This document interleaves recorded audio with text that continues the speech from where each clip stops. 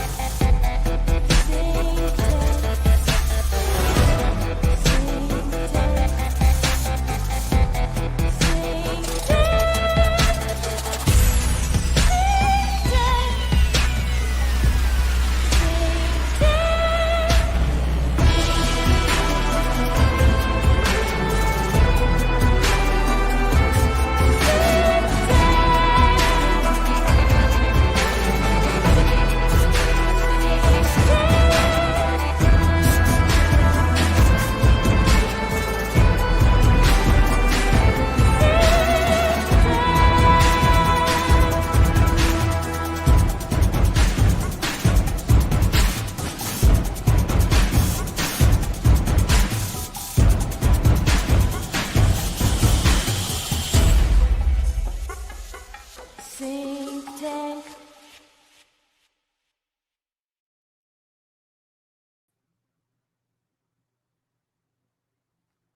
Oh, hey, welcome to Synctank. I think we're all here. You caught me right in the middle of my important studies. Mainly Palmer Hall. Oh, just a little light reading. Just because it's a Sunday. Clearly a veiled The Diamond Jubilee edition. to Tyler Robinson.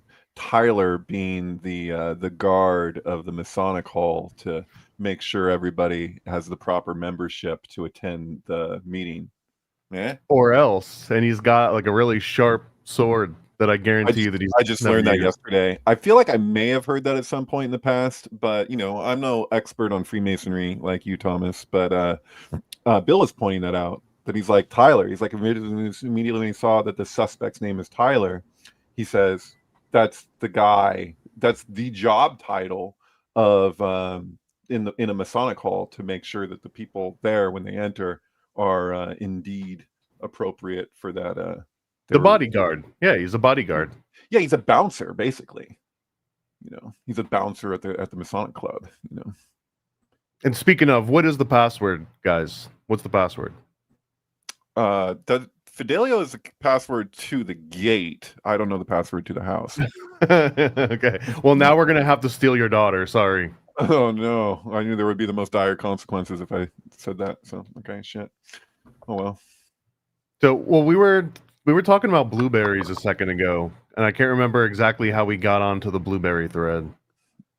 Jupiter, and blue, and apparently the Charlie Kirk funeral. Oh no! She froze out of existence for the time being. And had a sync on blueberries and had like a really good list of all these different colors of blue in the posts. And I should have my blue light on, but I'm not really familiar with like the Jupiter connection and the color blue connection. I'm not familiar with that either, but I don't know.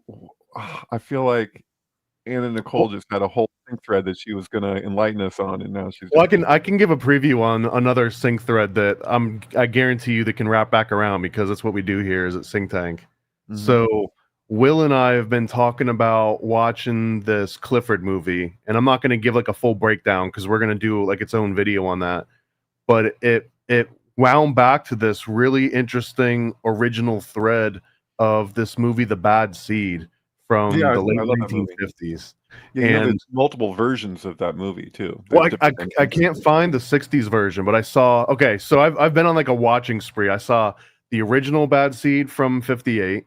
I Yeah. saw the Rob Lowe remake 2018. I saw the Bad Seed Returns from 2022, which you don't have to see. You don't even have to I see the didn't remake. know that they had any remake of the Bad Seed. I just know the original, and there's different versions with the lightning, and then the other version where they spank her. Oh, you're not supposed to. It specifically says at the end of the movie to not talk about the lightning.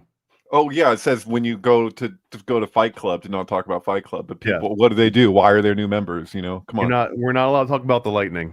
But Okay. so this is like this original archetype, and the original version of the Bad Seed was a book that turns into a play, and the play blows up, and the book blows up, and then of course there's a movie all in the span of like 2 or 3 years, and then it gets remade again about a decade later, but that one doesn't really get as much attention. But it sets up this archetype for literally the bad seed. Like, what if you have a kid and the kid ends up being a psychopath or a murderer or an assassin, right? Like, what are the signs? And what was interesting is in the Bad Seed, it really hones in on Jungian archetypes. They're talking about Sigmund Freud. They're talking about the nature versus nurture, and that are some people just born to be bad? You know what I mean? Or is it that they were raised, and part of the Bad Seed and some of the movies that come after it, the kids will be like adopted, or they'll get transitioned into another family for some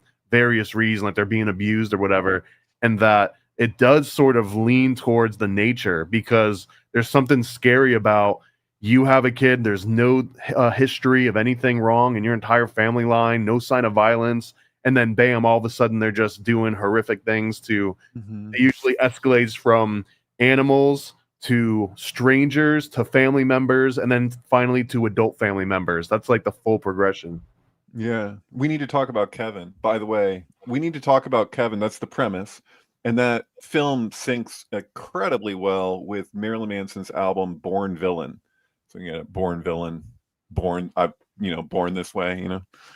But, yeah. So we actually, I imposed a little bit of a line here, because within this archetype of the bad seed, bad child sort of like archetype, within that, one of the lines is they can't be demonic or necessarily supernatural, because that, now you're talking about Poltergeist, and you're talking about the bad of Omen, you're talking about all these other movies. And then also when it gets into like modern shooter stuff, like let's talk about Kevin. And there was also that Netflix series called Adolescence that was like the UK version with like a knife. And that those are sort of like, they said that, so that there's a debate on that, if in fact the show was inspired or based upon that that happening, but then they switched the race, which people felt was inflammatory. If it even is based on that, but it seemed kind of on point. Like, I don't know. I can't weigh in. Is who on point? The show. So there was an incident, I believe, in the UK that people have argued that show Adolescence was drawing from, but the races were switched. So there was the argument that they couldn't, they were doing that Netflix type thing, but I don't know if that's true or not. So I'm not going to weigh in completely one way or the other, because I don't know. It's the exact same archetype though, and I guess so. It starts at Bad Seed, where it's like a little girl in black and white, and then it starts to escalate. And then in the 80s and 90s, you get Problem Child first, which is sort of the slapstick comedy version of that.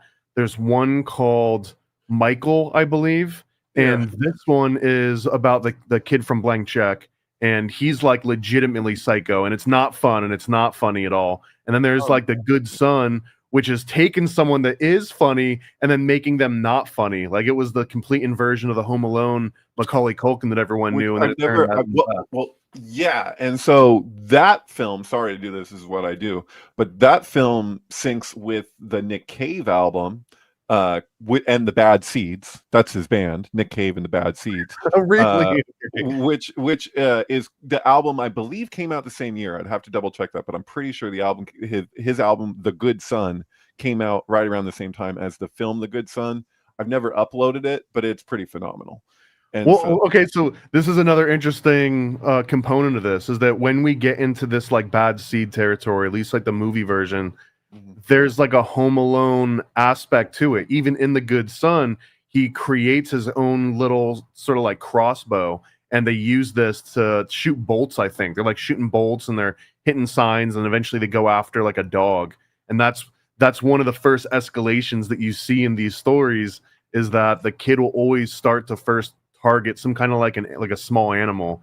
And I wonder, like, isn't this a normal part of growing up, especially if you're outdoors and you're with like animals and bugs and lizards and stuff, that at a certain point a kid's gonna like cut a worm in half to see if it grows into two Right, parts. but they don't always have Mr. Freeway. You know what I mean? Where they like Okay, well, you jump all the way to the end. Although, man, Mr. Freeway is a very, at least in my weird brain, that's an intrusive thought that I've definitely has crossed my mind. I wouldn't like go out and make a whole dummy. We shouldn't be even talking about this, but this is the thing, is that he was the highest paid actor maybe at that time, when the amount that Macaulay Culkin got paid to be the good son, you know, like it was insane how much he was getting paid. It was like Jim Carrey and Macaulay Culkin were like the two biggest actors, right? I think at the time, I could be mistaken, but I think around then. And Elijah Wood got paid like a fraction of what Macaulay Culkin did to do that movie, because after Home Alone, he was like, but he completely 180'd what everyone loved about Macaulay Culkin. Was like, he's just so cute, and then he was like this dark evil kid. He's the bad guy who's ready to kill his mom, and it was like there's something energetically that just destroyed Macaulay Culkin. I mean, a lot of people will blame different things. I blame that movie, like, for every, like, I think his whole future as an actor, like, that was like the turning point of his whole career. Because it's like, and Elijah Wood became the much bigger actor. Elijah Wood has been in so many movies. He's been so prolific. Macaulay Culkin, he's great. I mean, he was great in Party Monster, but Party Monster just ends up feeling like Home Alone 7 Disco Bloodbath. Like it's crazy. Like the vast distinction between that little lovable kid in Home Alone and then like what followed in his career after The Good Son.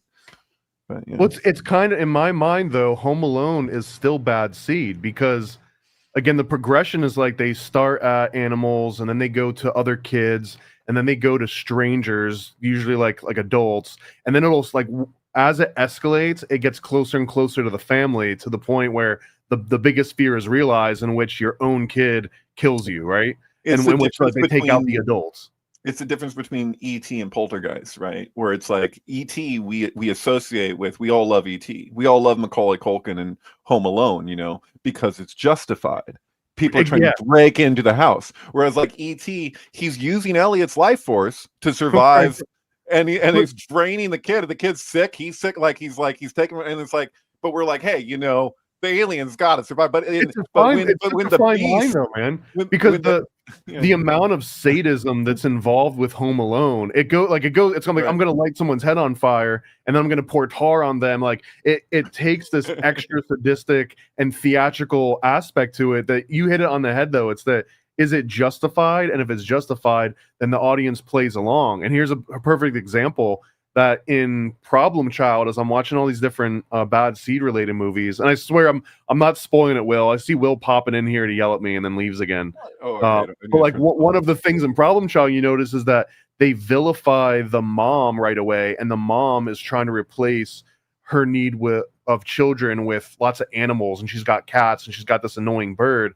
But what they do is they set it up early to justify, like, okay, well, here's a family member that can get hurt, and since she's represented by cats and birds, now Junior can also be mean to cats and birds without him being like an absolute psycho, and the audience is kind of on his side. And it's interesting to see it like evolve that way. Right. I feel like that there's something here that like we're touching upon, because like if like just considering the way that we're looking at the audience reaction to these different characters, and they can be the same thing, but we're looking at Macaulay Culkin in a comedic film messing with these guys trying to rob the house while his mother's away, and his love for his mother, and just, it's all about, he misses his mom, and he feels really bad that he was mean to her at all, and he's like, I wish you would all just go away, and then you have with The Good Son, it's like he is this absolute demon bad seed, and we're like, we like basically celebrate his death at the end of the film. Like your general audience member, like they get you to that point where this kid that you just loved and would, you're like, you want him to defend his house, and now he's like, basically destroying his house and his family. It's like, I think what the good son was missing a little bit was like a nuance to it, where like he's just pure bad and he can't be good at all. Like he almost is just possessed by some kind of a demon, and that part makes it, I think, a little bit less believable. And I think that maybe is why it get like some of those panned reviews where like you see let's talk about Kevin style movie. Well, Yeah. this is kind of like a good son, but in like a more nuanced and like realistic angle, I think. Right. Yeah. And I guess ultimately the theme here being that you could raise a kid and you don't know if it's nurture or nature, that they'll just eventually take out an adult, and that the only real difference is whether or not that seems justified. And right now, with other events that recently happened, you can see some audiences are primed to think like the bad guy got taken down, and then therefore now the good son really is a good son. And then there's a whole other camp that sees it as like the bad seed. That's why in the original Bad Seed, you have these alternate endings. I'm sorry, I have to talk about it. I can't talk about a spoiler alert for a movie from the 50s. I'm sorry, or early 60s. It literally tells you not to, though. I don't care. So does the Book of the Law. It tells you to burn it after you read it. I don't care. Like, I have to, because this is the thing, is that one of the versions has it that all those people that the kid killed throughout the story comes out and spanks the kid. Why do they spank the kid? Like, that's because they're first of all, no, it's in the version. It's not everybody spanks the kid. The mother spanks the kid. The mother could, because they come out after the very end of the movie. They introduce each actor in their role, like you would in a play or something. And each one walks by the frame. When the mother comes in, she jumps on the couch with the little kid and starts spanking her. Okay, well, I haven't seen it since I was a kid. But I mean, she had already tried to kill the little kid. Like, right, but you got to understand my point here is that she's spanking the kid because it's a statement on the nature versus nurture. That this kid needs to be disciplined, should have been disciplined in the first place, I think is the implication, right? They're like this, and it speaks to the times, right? Like, well, no, because Bad Seed you need to look at as it is a precursor to Psycho. Like, it predates Psycho by 3 years, but it's dealing with the same nature and nurture like discussion through a psychiatric lens, so to speak. Sure. And so there's a whole discussion in Bad Seed where the mother is asking like a psychiatrist questions about the kid, like what is the kid's possible. What they say is that it's hereditary because the woman was adopted. She goes to her dad, and her dad was like, oh no, there was this woman who was killing people and you were her kid and I took you so we could have a kid. Sure. So they're saying that it's not they say in the movie specifically that she's blind, and that could be applied to Macaulay Culkin and the good son too, in my opinion. That the mother is blind. No, that the kid is blind. That Macaulay Culkin is blind. Like, he doesn't see things in the same way as a normal human would do. But it's not their fault. It has to do with hereditary. It's not. They say it's nature. But the bad seed is based off the fact that it's nature. She's just a bad seed. Well, right. They debate because she comes from a family of criminals. So the nature part is that it's in the lineage that, like, since she comes from killers, then she has to be a killer. And the mom finds us out that the mom was adopted. So that's kind of like one of these twists, that the mom came from this abused family. So maybe it skipped a generation. And because this little girl, the bad seed, didn't have to grow up with the abuse, then she didn't develop some kind of a natural repulsion or defense against it. So now she's out in the virgin world, and like that bad seed gene is like free to kind of grow, I guess. Hey, can we bring up the poster for We Need to Talk About Kevin with like the ultrasound? because it is like, why is it the bad seed? Like, it's the bad seed for the same reason that we need to talk about Kevin. It's still playing on this same issue, which was totally a play on the Rosemary's Baby poster with the green, see, it should be here, poster, maybe, if you put poster with it. Yeah, we need to talk about Kevin poster. Yeah, there you go. See that one that's in green? Blow that up if you could. It's good. Yeah, I just think it's funny that Nick Cave and the Bad Seeds have an album called The Good Son. yeah, that's. Oh, did you hear the conversation before you jumped in? No, that it also syncs thinking with the more Macaulay Culkin movie. Syncs with the movie perfectly. They came out the same year, I think. Yeah. No, I what didn't. movie was it? I just kept every time. Well, this is John C. Reilly, Ezra Miller, Tilda Swinton, And this syncs with Marilyn Kevin. Manson's album Born Villain. Just so you know. Yeah. And there's something about like him playing Robin Hood in this movie, where it's like he locks the kids in the gymnasium and gets them with a bow and arrow, and it's like, and it's the whole thing that they supported him learning to be a marksman, it's like it yeah. So that it brings up the question. The Good Son. Totally. Yeah. It's like and that's the issue, is that they're like, was he just born evil? Is he a born villain, or did they condition him to be that? In this case, but you're also looking at this movie from the mother's perspective, and the whole thing becomes questionable. It's like Fight Club's narrator. You're like, can we trust our narrator who's giving us like, is it her side of the story or whatever, because she wants to see herself that it's not her, it's just this bad kid. Like how it's processing, like how it would feel from a mother's perspective to have something so horrendous take place. This that's crazy too, because this movie Mikey, after Mikey gets adopted, Mikey's sort of like Problem Child if Problem Child was not a comedy. Like all the things that Junior does, Mikey really does in real life. And the first thing that his new adoptive parents do is they teach him how to shoot a bow and arrow. They take him out for archery lessons, and he's like a natural. He nails it like the very first time. And it kind of is play. This is when my brain was going like, what other children in mythology and history are born and the parents are like, oh my God, this kid's violent. This kid is dangerous. And one of those was Tubal-Cain, because Tubal-Cain was the first artificer, the first one that made weaponry, and like the first blacksmith. So it's kind of like we need to talk about Kevin's situation where you have this offspring, and now the offspring is creating weapons and guns and axes, and it's like we need to have a talk about Tubal-Cain. Yeah. So you say, okay, so I know that that's the storyline of Kevin about the archery, right? Is that the same thing as Mickey? Is there a bow and arrow in Mickey? Or no? Well, they call him Mick, Mikey. But Mikey.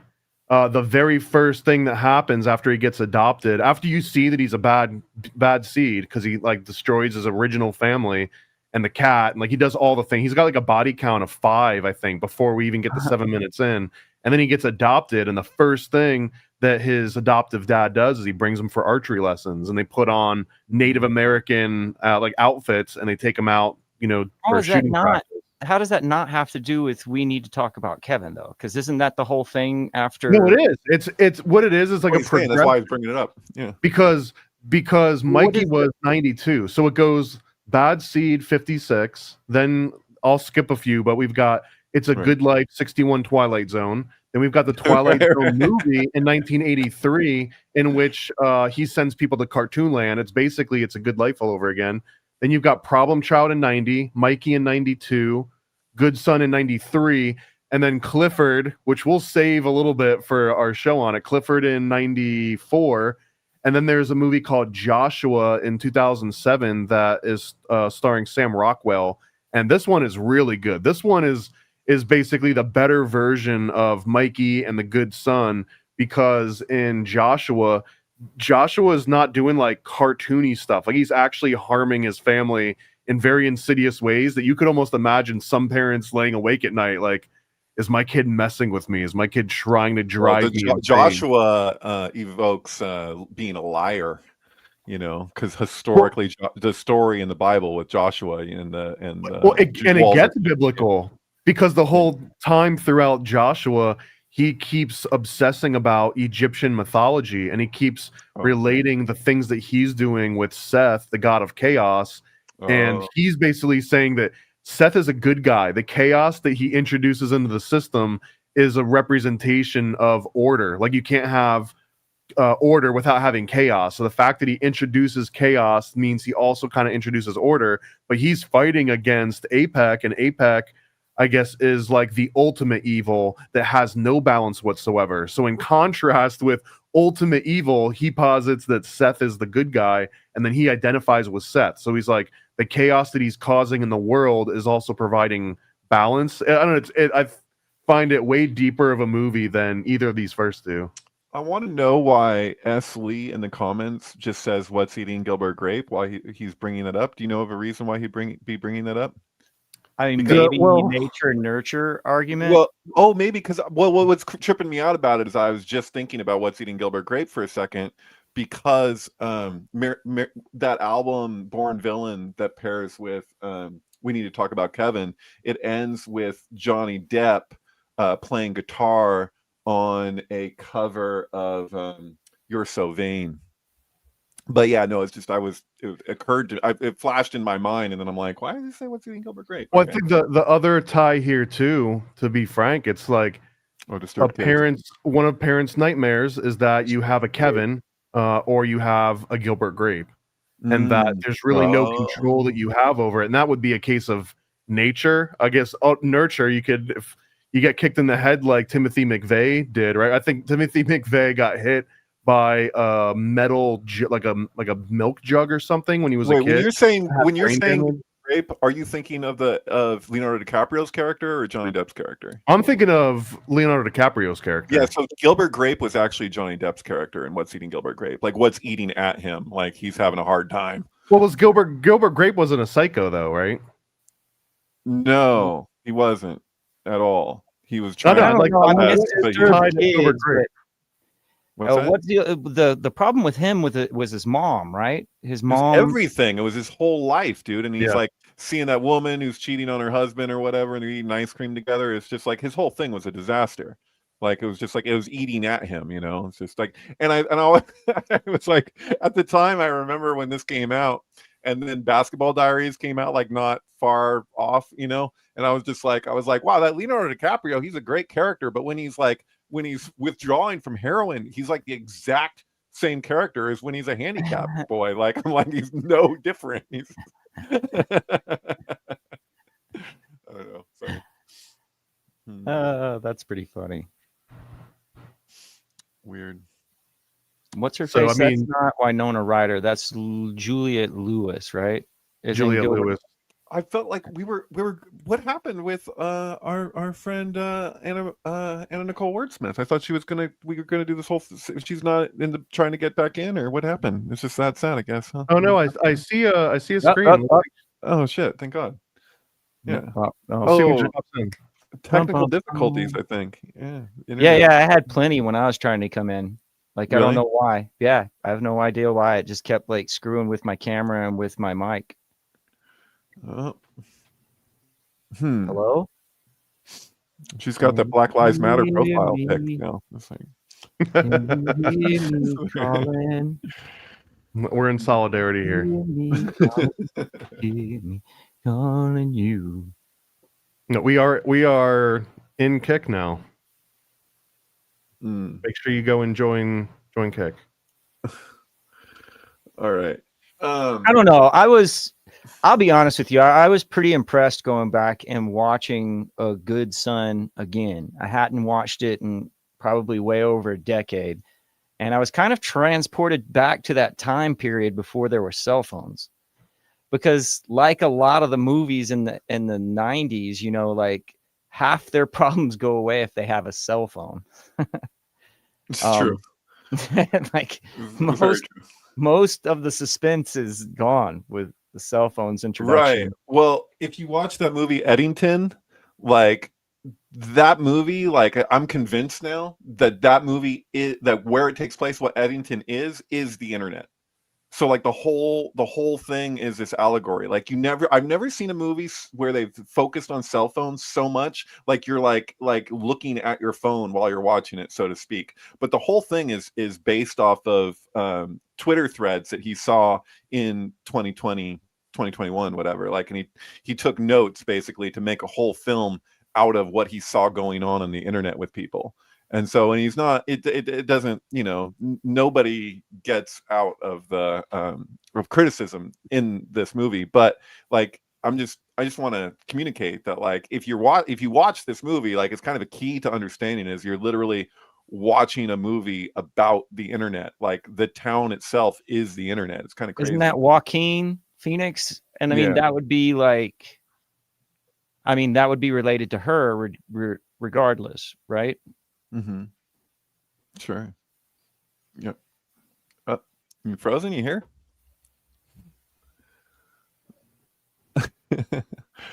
Trapped somewhere in Eddington.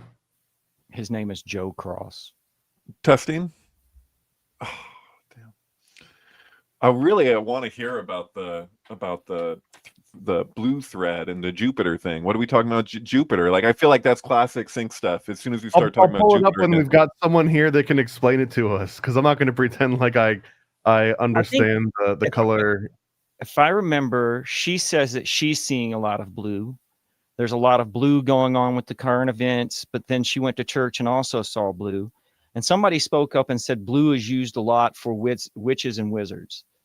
And they associated it to Pluto. But I kind of interjected a little bit. I didn't mean to be rude, but I think it was Giant who was doing that. Yeah, Giant. Blue is usually associated classically with Jupiter. Oh, maybe it's because of Chesed.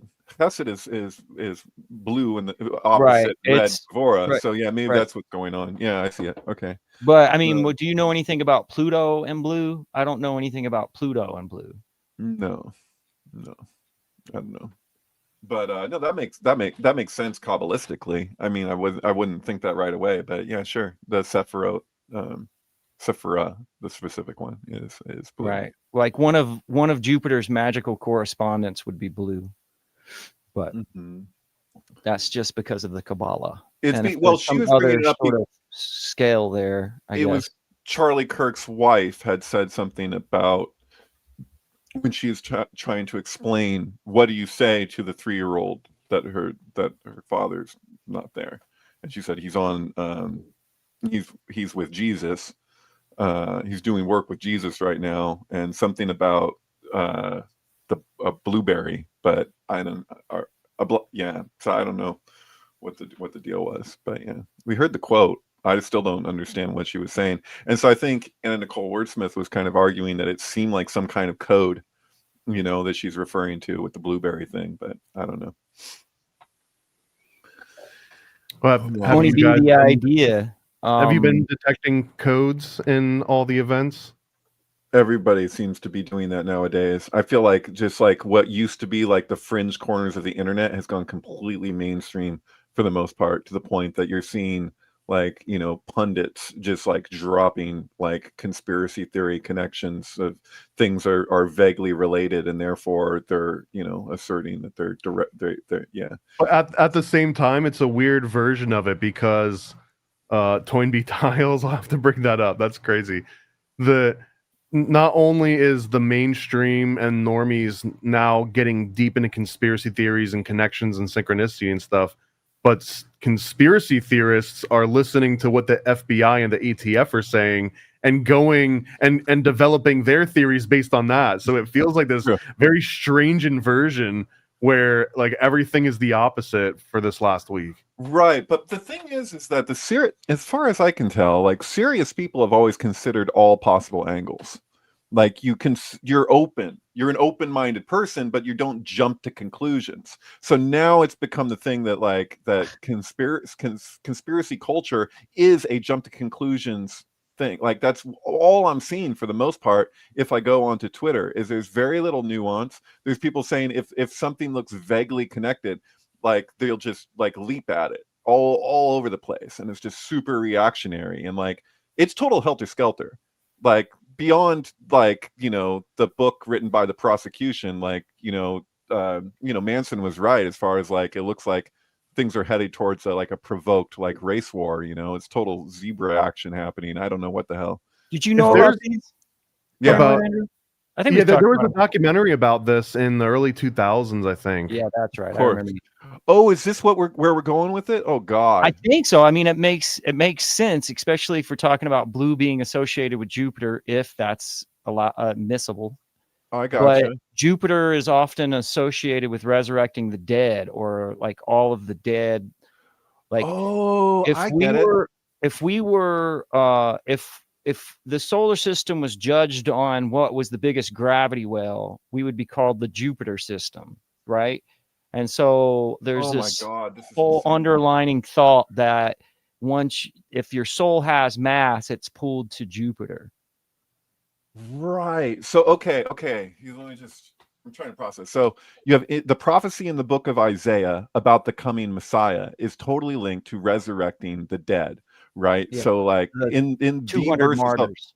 there's really only one prophecy in the Old Testament, and and people look to it now to be kind of the basis of Christianity, right? Where it talks about the coming Messiah in the future, but there's a code. I've talked about it on here before, but it's a little complicated, but it has to do with like this is probably what Mountain Dew is named after. It's why Mountain Dew occurs in like so many freaking zombie movies.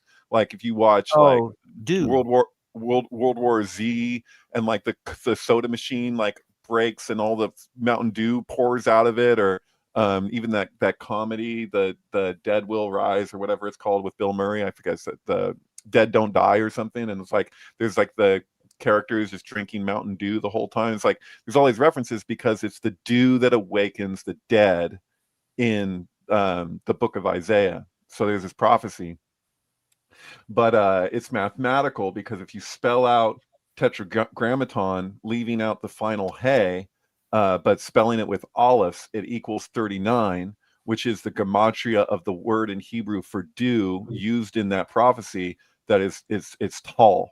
So, which is sometimes an Israeli name, actually. People will be named after it because it's, but if you add the final hey with an aleph, you end up with the gematria of Adam, which is 45. So there's this idea, because that's the Shekhinah is communicated. There's the upper and lower Shekhinah as Bina and Malkut.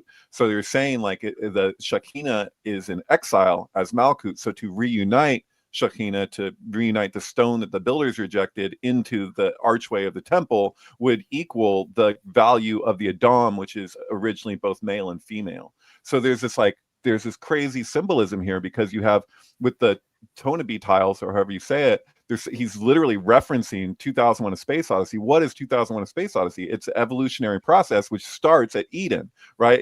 That is the tree of knowledge is the monolith, right?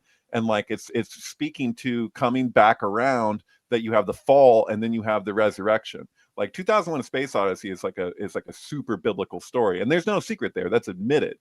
Kubrick has said about the biblical references throughout the film, and even like the murder at the beginning is like Cain and Abel, right? So, and then there's the predator. There's the predator at the beginning is the cheetah, right? Who's taken them out, and they have to learn to kill to fend for themselves against these predators. And then Hal becomes the equivalent of that cheetah or whatever Wildcat was at the beginning. You know what I'm talking about? Like, yes. So I mean, in 2001, I know what you're talking about, but right. But it's like there's a parallel. It's almost like what you've spoken to. I'm sorry, I'm going to do it for you this time. It's almost what you bringing it back to Koresh, because you have this like Genesis Revelation bringing them together thing, because that's kind of what happens with 2001, right? If you look in the book of Revelations, it says that the coming Messiah will, like, the truth of Christ will be revealed through the God servants, the prophets. So what it's doing, and why this works with individuals who studied Judaism, like he went to Israel and he pulled a few Jewish people into his sect with him, talking about, David Koresh. He pulls in some people who are Jewish because what he was doing was harmonizing the Bible. So you said that there's one prophecy with all of the Bible, which is technically true. There's She's movie just posters in Revelation, which are called the seals, that throw back to the prophets. And so when you're moving from to find Christ into the Jewish text, it harmonizes the Bible, because there's basically three main sections to the Bible, which would be the book of the law, the book of the prophets, and then the New Testament. And what you're doing when you're throwing back the prophets, you're throwing back from the New Testament into the prophets and showing where the prophets were talking about types of things that happened in the book of the law. There's four, because you have, I see Well, what I you're mean, saying. The law, you're talking about the Torah, you're talking about Genesis, Exodus, right, Leviticus, Numbers, Deuteronomy, right. and then you have the rest of the Old Testament. And then you have, with the New Testament, you have the gospel, and then you have the rest of the New Testament. The gospel, obviously, Matthew, Mark, Luke, and John is separate from the rest of it, right? Yeah, I can show you where the horses are. I don't know if I should on such a prolific channel, but there's most people don't think past the four horsemen. Like most people, that's what's usually known in pop culture and so forth. But there's events that happened after the prophecies of Christ were fulfilled, because Christ only really fulfilled, like, I think it's like less than 80% of the prophecies that he was supposed to. There's more stuff that happens that doesn't happen to Christ. I think that's a C by modern grading standards. Yeah, I mean, he was remedial. But I remember clearly there was something that happened to me when I was growing up in Alabama. The person who took care of me were these two old farmers named Mama and Daddy Brown. And Mama and Daddy Brown chose to take me to church one Sunday, and they took me to like a primitive church. And they read from, it was either Ham or Nahum, I can't pronounce it, and Habakkuk. That could be mispronounced as well. Where there's chariots that are like chasing after and killing the Messiah. And I remember leaning over and going like, who did that happen to? And they were like, that happened to Jesus, or something along the lines of that hasn't happened to Jesus yet, or something like that. But that's basically what Koresh was pointing out, is that there's all of these other things that have been forgotten through modern Christianity. Modern Christianity, like if you go to church nowadays, mostly what you're going to hear is from the New Testament, about testimonies about Christ. However, Revelations distinctly says that you're talking about the prophets. And I think that the prophets have kind of been forgotten. Like a lot of people don't know the prophets as well. Like No, they know, they spell prophet different now. with an FIT. But I mean, like, yeah, because there's a lot of the Orthodox that are on. I remember one synchead who I respect a lot, named Nick Hinton, I think is how you pronounce his name. He was talked about also on Joe Rogan, but he kind of went heavy Orthodox afterwards. He wrote a book talking about the black cube of Saturn, but right. He's very synchronistic as far as like how he interprets media. And you never go full Orthodox. He went full, I'm pretty sure he went full Orthodox, at least for a time period. And I mentioned Habakkuk, and he's like, what the hell is Habakkuk? And I'm like, how, like, with Maybe all due respect to him, like, how do you guys not know this stuff? Like, I did not know. David Koresh is a trick. If you try to go and investigate to figure out the seals, or to try to beat him at his seal game, what ends up happening is you learn more about the Bible than you had initially like wanted to. And so individuals would end up learning more from him, you know, than they had at the seminary school, and end up following him because of that.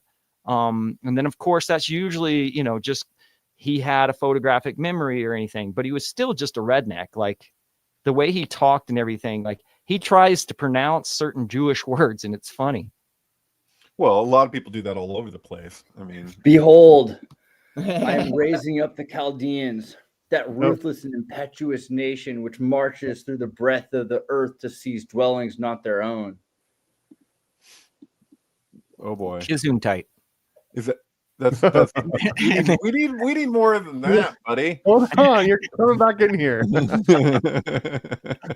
He just pops You up guys- like Wizard of Oz head, and You guys were talking about Habakkuk, so I was just thinking about, like that's that whole thing where he talks about the Chaldeans, right? You know that one? Yeah. Yeah. Cool. Oh I Lord, figured out- I couldn't must figure I call out. for help, but you do not listen, or cry out to you violence, but you do not save. What do you make me to look? Why do you make me look at this injustice? Why do you tolerate these wrongdoings? Destruction and violence are before me. There's strife and conflict abounds. There's the law paralyzed and justice never prevails. The wicked hem in the righteous, or the justice is perverted.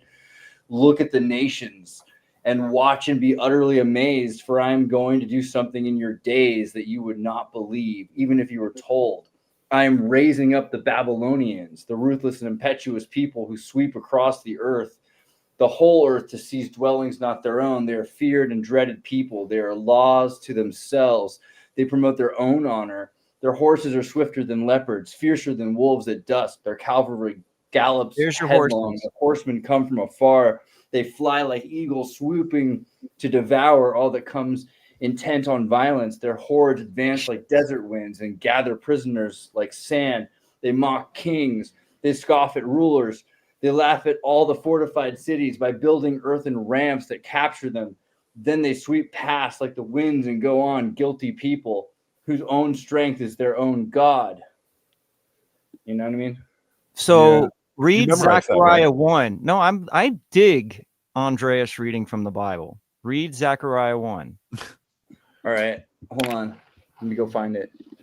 Zechariah. And do it in a South African accent, an Afrikaans accent.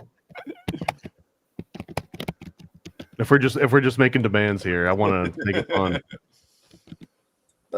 Zechariah 1. Let me get which version can I do? AMP or should I do King James? Everybody likes King James. King Hey, look, James, Sparrow's King here. James. Sparrow.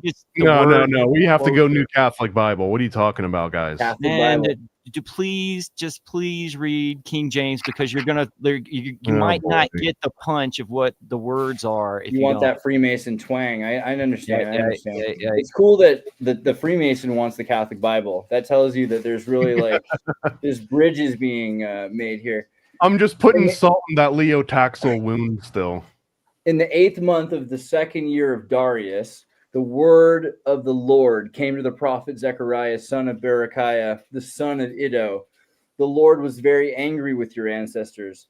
Therefore, tell the people, this is what Lord Almighty says. Return to me, declare the Lord Almighty, and I will return to you, says the Lord Almighty.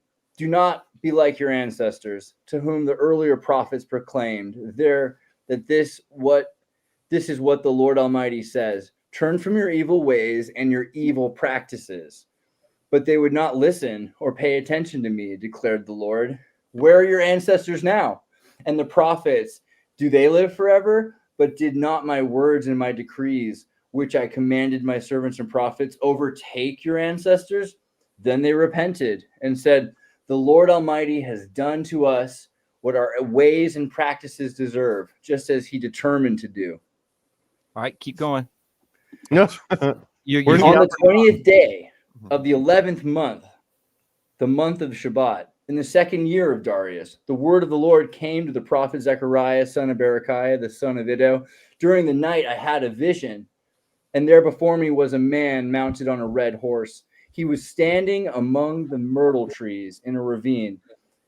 Behind him were the red, brown, and white horses. And I asked, what are these, my Lord? And the angel who was talking with me answered, I will show you what they are. Then the man standing among the myrtle trees explained, they are the ones the Lord has sent to go throughout the earth. And they reported to the angel of the Lord who was standing amongst the myrtle trees, we have gone throughout the earth and found the whole world at rest and in peace.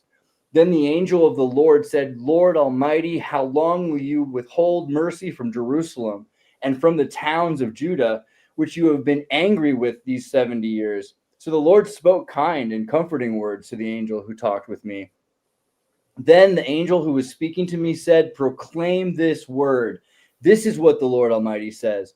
I am very jealous for Jerusalem and Zion, and I will very angry with the nations. I am very angry with the nations that feel secure. I was only a little angry, but they went too far with this punishment. Therefore, this is what the Lord says: I will return to Jerusalem with mercy, and there my house will be rebuilt, and the measures line will be stretched out. The measuring line will be stretched out over Jerusalem, declared the Lord Almighty. Proclaim further, this is what the Lord Almighty says: my towns will again overflow with prosperity, and the Lord will again comfort Zion and choose Jerusalem. And then I looked up, and there before me were 4 horns. I asked the angel who was speaking to me, who are these? He answered to me, these are the horns that scatter Judah, Israel, and Jerusalem. Then the Lord showed me 4 craftsmen. The horns are mentioned over and over and over again. If you want to know, not the trumpets, the horns. In Revelations, there's a dragon with like 12 horns and everything. What you have to understand is what the horns are representative of is basically the same thing that you could think in like pop culture is like the horn of Gondor. It's like a symbol of how to muster an army. Interesting. All right. Where are you going with that? The Lord showed me 4 carpenters. Then said I, what come these to do? And he spake, saying, these are the horns which have scattered Judah, so that no man did lift up his head. But they are come to fray them, to cast out the horns of the Gentiles, which lifted up their horn over the land of Judah to scatter it. Yeah. Where are you tell me, Will, why are we reading this? What? Okay, we'll go to Zechariah 6. Wait. You're going to read the whole Bible? That's your horseman. That's your horseman. Oh, you're saying that you're arguing this is the basis of the horseman from Book of Revelation. This is telling you what the horsemen are. It says brown. In some translations, it says black. Also, in some translations, it says the white horses or dapple horses, which are sickly. If you look up a dapple horse, it's basically a horse that has like little spots all over it. It makes it look like it's sick. So what I'm saying is that behold, a pale horse is referencing before the pale horse. There's the man on the white horse, which I've mentioned on here. You can look it up. It's represented in Psalms 45. Psalms 45 is the white horse. The red horse is represented in Zechariah 1, also through 6. Now that's not saying that those are like the totality of the seals. That's how you would open up the seals. But the point of it is that the red horse was right there in Zechariah 1 the whole time. And it's the Lord who's riding on the horse. So it's telling you, it's like a movie poster of the horse. And then you see it in the prophets. Does that make sense? Why do you say movie poster? I mean, that's an interesting. I think I get you. Because it's an event. Like the full description of who the red horseman is plays out in different prophets, but they're just out of order. What's going on is it's like barrel of monkeys, where like the symbol of the horns, like if you'd get to, like if David Koresh would get to the horns in this part, he would double back when somebody was like, well, what are the horns? I don't understand what the horns are. And then he would double back to Revelations and he would read the part of the chapters that totally give you a description of the horns. And then there would be other stuff in the prophets that would totally explain to you what the horns mean and what the horns are meant to like represent. You get what I'm saying? So a lot of people say this dragon with 12 horns, and they represent it as a beast with 12 horns.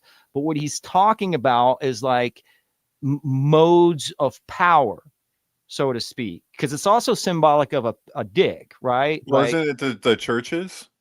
Yeah, to a certain degree, but the church had power. See, what I realized when I was listening to David is that he's a synced. So when they're talking about like the Chaldeans, the Assyrians and stuff, like sometimes they'll mention the word Assyrian over and over. And you're like, well, hold on, let me finish. Sure. They're talking about the Assyrians over and over. And I'm like, he's not saying Assyrians. He's saying like Americans and stuff. And when I would go and I would look, I would find out that when that was written, the Assyrians had already been destroyed. So like the prophet is talking about Assyrians that will come in the future, but he's only like locating them as a type that replays in the Bible over and over. Right. But this is the thing, is that the Bible itself, the Bible itself in the first place is a sync book. Like you can, if you've ever seen that there's like a mathematical way to I'm sure you've come across it many times, and I think we've actually talked about it on the show at some point, is that when you have the reoccurring, like it's like a cyclical thing that takes place where the same references will show up again and again in like an actual pattern throughout. They're called types. Yeah, it's called type. I don't want to mispronounce it. I think I've been given a book called Typos that talks about it a lot, but it's called like typological, like Christianity or something like that. There's a way of like, so it's the same thing of like Adam and Eve have a cave that basically represents like Plato's cave, right? And it's like inside of their head is basically what it represents. But then when Jesus is like crucified on a heel that is called, you know, skull or head, it's supposed to be a replay of what happens with with Adam. And so there's these, and exactly like in the seventh seal, we usually say trumpets. There's 7 trumpets that are sounded. That is a replay of what happened in Jericho, because Jericho is basically a labyrinth that I found out real recently. Yeah. And each wall of the labyrinth was collapsed when they blew. So Judgment Day is just a replay of 7 times. Yeah. And blew the trumpet 7 times. Yeah, and the 7 seals, 7 trumpets, 7 horns, 7, 7, 7, 7. Well, 7. yeah, well, it's the lower world. So kabbalistically, we would argue that for each sephiroth of the lower worlds is getting activated or called to, and these are places of depth where the pathways of energy of the emanated flow directs itself. So, but the point is that it's basically speaking to when what we're doing, when what our actions are doing are actually aligning themselves with the mystical directives that exist in nature. Right. So it's like literally like, and this is what you see all through the Golden Bough in anthropology, is this idea that the real challenge for humanity is, can we align ourselves with these natural processes? And so like so that's what, like, if you talk to Survivor from Waco, that's what they were trying to do. So they were David was revealing to them the seals, they were interpreting the seals, and then they were doing exactly what the seals told them to do, because they knew that would bring the American government on top of them. And he actually says it to one of the individuals who survived, David Thibodeau, who has a site called like Waco Survivors or something like that, which and he's not like, he doesn't classify himself as a Davidian, but he does classify himself as a survivor. He basically said that on top of the roof while they were fixing it one day, David Koresh turned to him and goes, "What are you going to do, David, when the tanks roll up in here?" Right. And he's like, David, and it's weird because his name, David Thibodeau, actually means King David. And he had a mock wedding with one of David's younger wives, Michelle Thibodeau. And then that's portrayed in the series. And I actually contacted him first because when you're talking about Revelations and you're talking about the seals, you're looking for a wedding. It's supposed to be the bride and the bridegroom, which is, normally seen as Jesus and the church. But instead, I found Rory Culkin marrying one of David Koresh's wives, and his name happens to be King David. So I went to him right away, and I was like, something's not right here, man. The symbolism is all wonky. But as I kept studying and talking to these people, like they were manifesting this by adhering to the prophets to create that replay of the type. You know what I'm saying? Yeah, but this is the issue, is that whenever we're talking about like these biblical things, like this is so fundamental and archetypal. That's why I'm saying, like, we have patterns that exist in nature that we can't escape from. And so if you're leaning in the direction of conspiracy, what you're going to do is invariably you're going to come across this sheath of our goings on of our own patterns that we are basically propagating, which are mimicking patterns that exist below that in a natural process. So like it's a total mind fuck because you can't escape it. Like we're literally like reflecting something back that is existing below us. So it's hard to explain. that's what I mean, that's what the prophets are saying, though. Like, you have to think of it. If there's like an advanced civilization, like, say that whoever wrote the Bible through the prophets, so to speak, because most of King David and most of the prophets are saying that they are talking as God. They're making comments like, my tongue is a ready pen. It's the same thing that happened with Philip K. Dick, right? He's saying that God influenced his books to deliver like Christian messages. But what the prophets are talking about is future events in a way that says you have to be knowledgeable of what future events, or the way that nature recycles events like this. Recycles. So this is the thing, is that the distinction, this is fundamental, and this is something that was emphasized by Rama, natural occurrence. One of the main people that I transcribed for years from the 16th century, is that he emphasized this point repeatedly of the distinction between a prophecy and a prediction. And what makes the prophet is rather than just like a fortune teller, is that they can see the pattern and the way that it recycles itself. So like, and this is fundamental to understanding the book of Revelation at all, is that like you're saying about the Bible as a whole, that you're like, it has these different sections. The book of Revelation has overtly I think 3 or maybe even 4 different sections that speak to different periods of time. You have the fall of Jerusalem being referenced when Rome sacked Jerusalem and Judea, right? And then you have the vision of the future. So that's like the present, or maybe even like the past by a little bit, presenting itself as the future. Sorry, was it written within 40 years? We don't really know, What they're talking about. It's interesting when you listen to David Koresh. He's talking, there's certain parts of the prophecies that are talking about women wearing like nose rings or rings in their ears and stuff like that, or like earrings in their noses, and the clop of like stiletto heels and stuff. And when he would say it, he would be like, I didn't know that this was a thing, but I've seen girls wearing their like birthstone or something in their nose. This was in the 90s. Nowadays, there's all kinds of people with shit in their nose. I mean, there's professional people with nose rings and stuff. So you get, was that something that was in the past? You need a crystal ball necessarily to see the nose. Was that a replay of how? I mean, do Jewish people wear nose rings back in those days? I have no idea. What are we looking at? Who's putting this up? Is this you, Thomas? This is me pushing my agenda on you. Okay, tell me about it. If you're gonna push David Koresh's 7 seals on me. You wrote this all out right here. This is your work, Thomas? No, it's not my work. I'm looking for another a version of your Revelation timeline that you were describing, but I haven't found one that actually breaks it into like 3 equal parts. Oh no, I'm saying there's also subcategories. So the whole thing has been mapped out in a way to refer to different times is the point. So you can't necessarily like just argue this is like, some people will treat it that from the get-go this is all like in the way future, whereas like a lot of it, especially at the beginning, is overtly referencing the fall of Jerusalem, which happened 2,000 years ago. Well, where does Little Season fall into all this? What do you guys feel about Little Season? I don't know what Little Season is. What is that?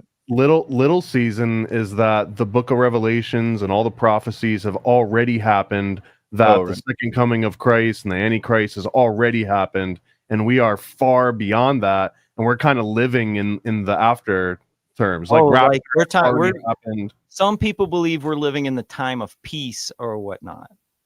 Like the time that after all of that happens, then there's like a point of, I've heard members of my own family use that. This is the doctrine of last things, Satan's little season. So when 1,000 years are finished, Satan shall be loosed out of his prison, shall come forth and deceive the nations which are in the 4 corners of the earth. Gog and Magog, shout out Bush and Bush, to gather them together for the war, the number of whom is the sand and the sea. So this is Book of Revelation. I mean, if I remember, at that specific time period, people aren't supposed to die. See, there's this whole thing that says that like not everybody will die, but everybody will be changed. And so there's this idea that people will be at the 1,000 years where God leaves and takes all of the fruits with him. All of the individuals who have been basically punished and aren't allowed to die are just like withering around fighting for control on the planet. And there's a book that's kind of on Jupiter. There was a 1970s like sci-fi book called Riverworld that's been redone a couple of times, but it basically like projected that same idea, and it even had like aliens floating around in UFOs who were like showing them, you know, like who were running the whole gig. Are we talking about Tales from Riverworld? That's Philip Jose Farmer was the writer, and he did like, I mean, there's a bunch of them. There's like, I think there might be 5. I think I got past the first 2. I didn't get much further, but it would have Mark Twain's a big character, you know, like there's different individuals, including an alien who dies on Earth.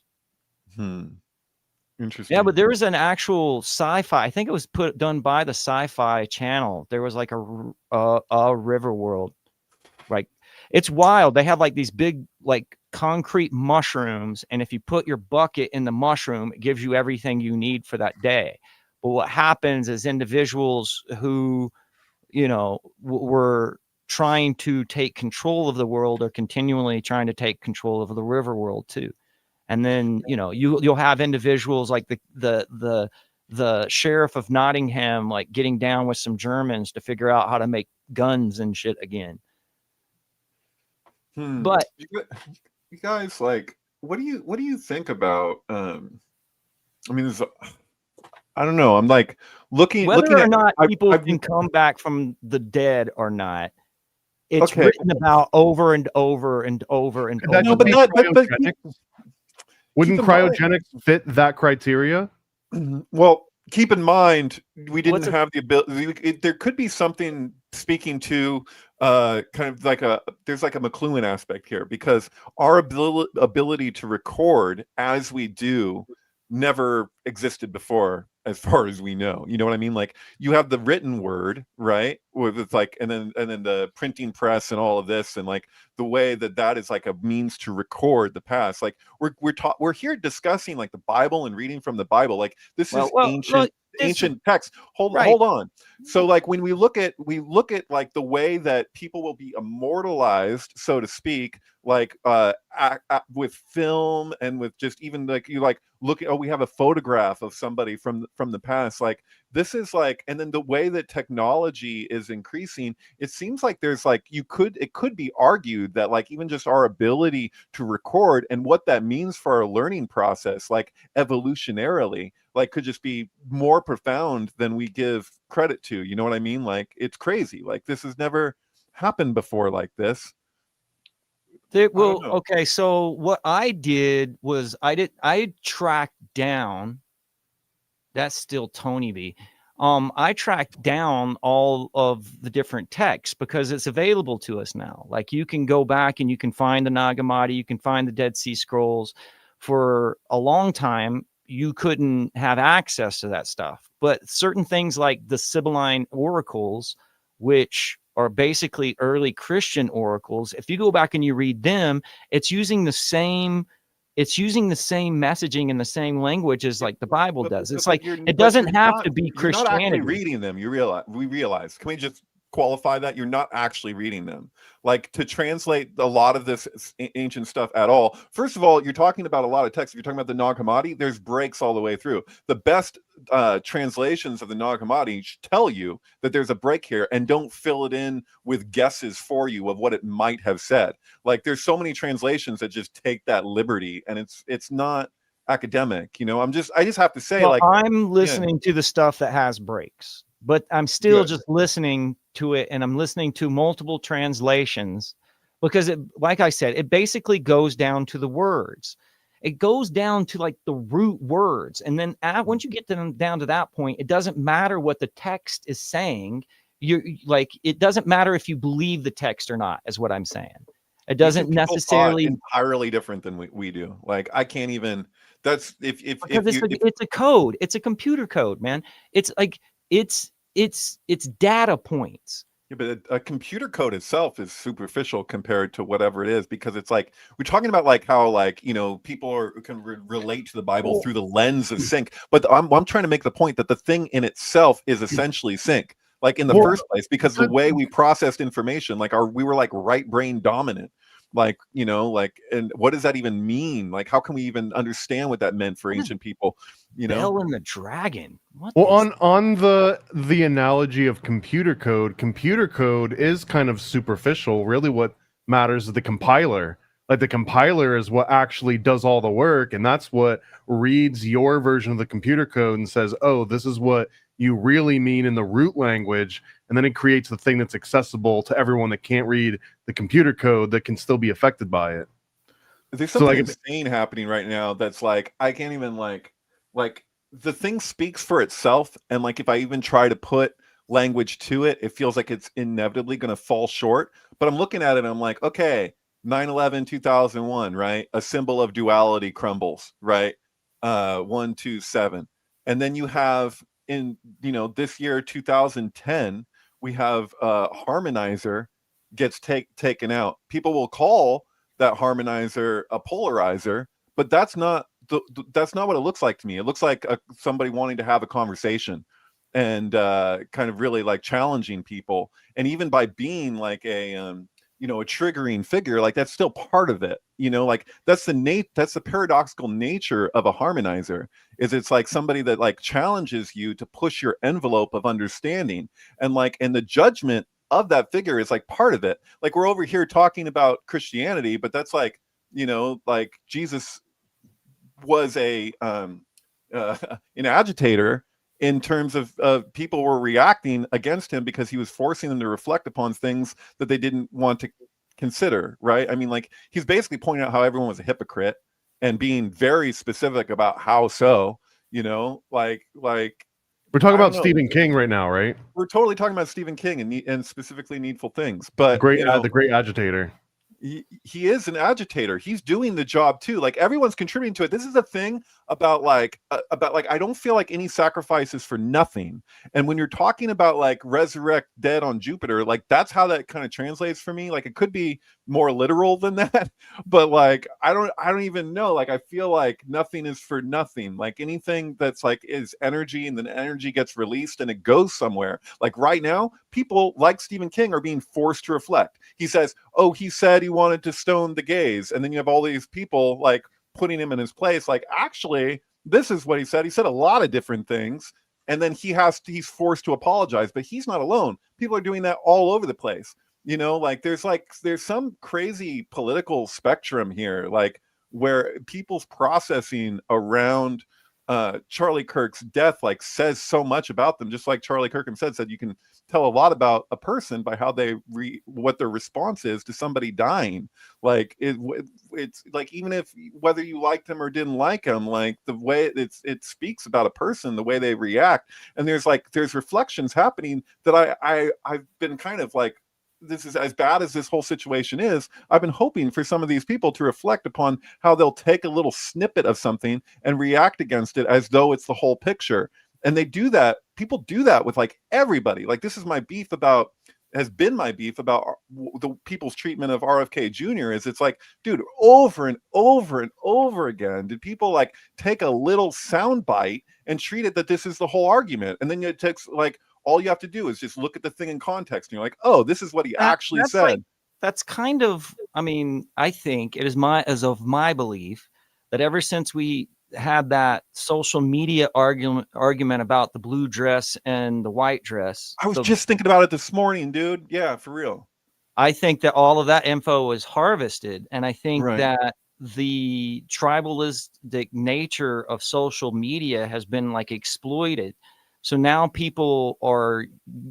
there's intentional memes that are made that agitate, and certain individuals will take and repost those memes.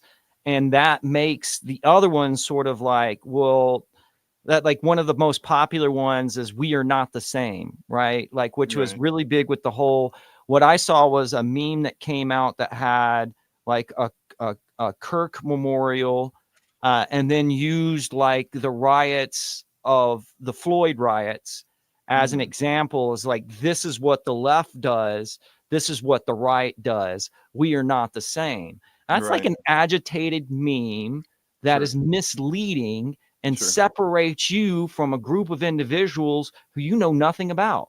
Right. So this could be like, this is what's so helter skelter about this whole thing. I'm Captain Obvious over here. Sorry. But like, I'm seeing both directives happening at the same time, right? So people are like, oh, the shooter, like even in like the fact that if this kid really got that shot from that distance, like that's pretty insane. Like you have to take wind into account, all kinds of things. It looked like a professional job to me, but what do I know? I'm no expert. I'm not the FBI. It was a mercy shot. Like he didn't. I mean, a lot of people said you would have put it into his head, but what happened to Kurt was the same thing that happened to that Ukrainian woman. That's the thing. Hit that artery, right? And you're bleeding out within like 15 seconds. Right. So totally. And so I'm just like, I'm looking at it and people are saying, oh, yeah, I'm to get into the nitty gritty too much, but he's like in the weeds of that. But he's like, okay, so the FBI is saying to Fox News apparently that he had a trans housemate. So everybody's like, oh, he was actually like, even though his family was right wing, he was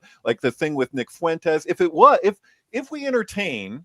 Sorry, I'm not going to solve this crime. ATF, right by the way, I believe it was an ATF letter that got leaked to Steven Crowder that you're talking about. Is that what it is? Okay, I believe so. Okay, so but there's this idea, like if we entertain the idea that he was actually very far right, in the sense, I don't even know if we should use that language. I apologize. I don't know how to speak anymore with the way that things are all charged. But like if he was entertained the Nick Fuentes ideological stance, then somebody like Charlie Kirk would be detestable, right, on all kinds of issues, including how historically, at least, Charlie Kirk has been on Israel. So it's like, so that could be a motive. Like I see a clear motive there if we entertain that. I'm not saying that's what it is, but if we entertain that, oh, the stuff that was written on the casings, which itself could have been a red herring.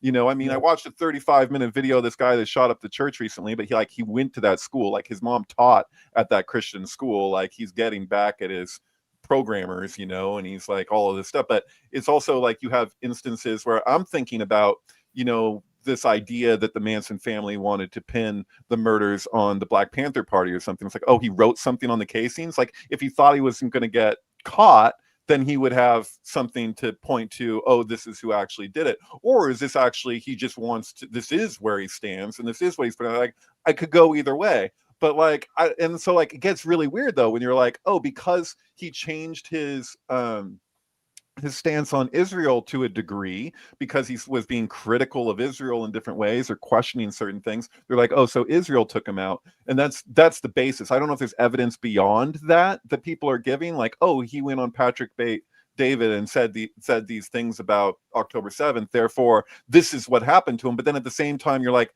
well, if it is true that he's like a follower of the Nick Fuentes, like, you know, Groyp or whatever, like ideological framework, then it's like, oh, well, then it's the opposite. Then it's like, you know, he saw him as not being anti-Israel enough. So like it could, and it's crazy because it's just like, how crazy making is this? Like, I'm not going to take an actual position because I don't freaking know, but I'm seeing people all over the internet like asserting it like they know. Because what, a feeling? Because it just feels like it makes the most sense. Like it's total insanity. You know what's really weird? Did you guys already cover, like, you know, that September 11th is exactly 33 days before Charlie Kirk's birthday, and that there was the blood moon on the lunar eclipse that happened at the same time, and it only took 33-hour manhunt? Did you already say all that?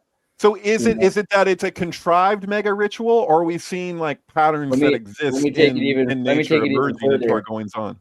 Let me take it even further. Okay, so there's a TV show that came out on the same day on the Disney Channel called Tempest, which is a Korean show, even though it's named after, you know, Tempest is named after the Shakespeare's last play. It's my favorite Shakespeare play, yeah. Yeah, but it's not that. It's a Korean show about a assassination attempt that has to happen, where they're going to kill this politician by shooting him in the throat, and there's a whole bunch of symbolism of shooting in the throat that happens right there. Yeah. Anyway, just wanted to. I gotcha. That's weird and specific. Yeah. And then also, like you're pointing out, like the video surfaces of that thing in the subway in North Carolina, right? And it's just like it's like the just I guess I could say a lot of things about that stuff, but like there's something that's like embedded in just that's directly communicated. You know what I mean? Like so I'm saying about like you're like, what was 9/11? And then like what is this? Like it's just there's something, it's just like it feels like a Tisha B'Av for the West, you know? Like it's so bizarre. What about the whole like, you know, I don't even want to go there, but Go there, you whatever. saw like the last few things that Charlie Kirk was saying about questioning October 7th finally, Yeah. because originally he hadn't done that, and there was a lot of the points of these debates was to prove me wrong, like get more conversations going. And he said, well, it's weird, we're not allowed to ask any questions. It's like obviously I'm very pro-Israel, but that doesn't mean I can't ask questions. I'm very pro-America, and I have lots of problems. But that's the ADL who's like that, not necessarily Israel itself. Like Israel itself, like they had massive protests perpetually before October 7th, after October 7th, and they're allowed to do it. Like there's very few arrests of Israeli people protesting, and they got freedom of speech like crazy. So, but the ADL, on the other hand, is not very forgiving when it comes to freedom of speech as far as like criticism of Israel. When I first heard this story, I still had the same gut instinct that I did initially. I find this very hard to believe. I've been to that Gaza border. You cannot go 10 feet without running into a 19-year-old with an AR-15 or an automatic machine gun that is an IDF soldier, right? The whole country is surveilled. And so let me just kind of go through this. We don't talk about Israeli politics very often, and most Americans don't know this. The last 9 months, Israel was on the brink of civil war. It's not an exaggeration. This judicial stuff, there were hundreds of thousands of Israelis taking to the streets because Bibi Netanyahu is basically redefining the Israeli constitution. That's not an exaggeration, right? He said the judicial branch has too much power. There were protests planned this week against Netanyahu, where they anticipated tens of thousands of people to take to the streets. That's all gone, Patrick. Netanyahu now has an emergency government and a mandate to lead. I'm not willing to go so far that saying that Netanyahu knew or there was intelligence here, but I think some questions need to be asked. Was there a stand down order? Yeah. Was there a stand down order? Yeah. 6 hours? I don't believe it. Israel's the size of New Jersey. When I took a helicopter ride from Jerusalem to the Gaza border, it's 45 minutes. Wow. 6 hours. They're live streaming the killing of Jews. Did somebody in the government say stand down? That is a legitimate non-conspiracy question. The whole country is the IDF.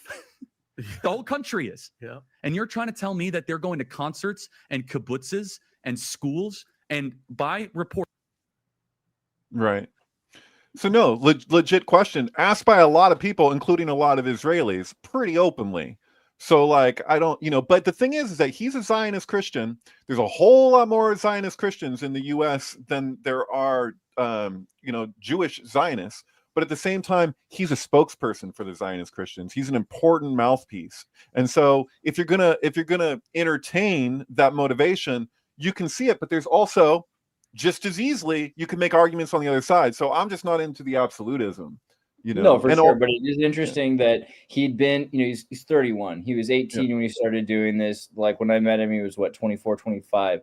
So watching him change over the years has been interesting. I was just talking to him 2 months ago. It was the last time I talked to him on Instagram. We had a conversation about all sorts of things, but particularly social infrastructure services and Israel and the Ukraine. His changing attitudes were unprecedented and dangerous because there's really the Zionists and the gropers, like in terms of Turning Point USA being a Zionist Republican supporting organization.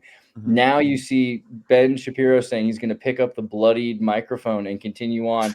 We're taking this, they're scraping the Turning Point kid. They're scraping he was the moderate conservative, like we were saying. Now you're going to have straight Ben Shapiro Zionism or Nick Fuentes. Like there's Right. not going to be moderates after this. There's not going to be people but saying this is the thing. debates after this.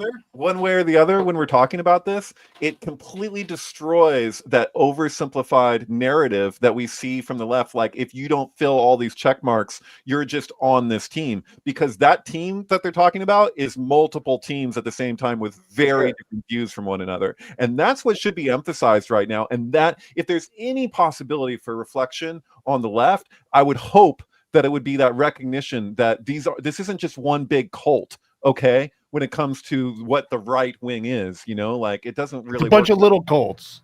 The bunch of little cults. Turning Point was a unique thing. You have to remember that the Republicans were just anyone who didn't agree with the cult that was the Big Tent, right? And so it wasn't that Nick Fuentes Nick Fuentes started by working for Ben Shapiro originally.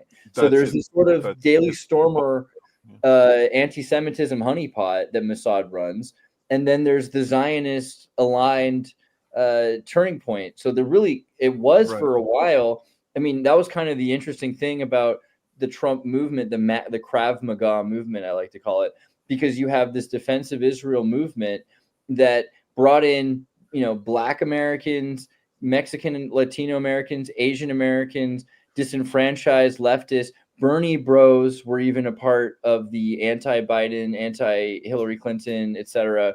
movement that were finally so disenfranchised with the DNC that they started supporting this. Now you're seeing far more galvanization, where you're going to have so much more extreme Zionism on one hand and absolute anti-Semitism on the other hand, but probably in some sort of a contained space that's run by the powers that are running the Zionist movement. Zionists controlling honeypots of the anti-Zionists seems like where it's headed.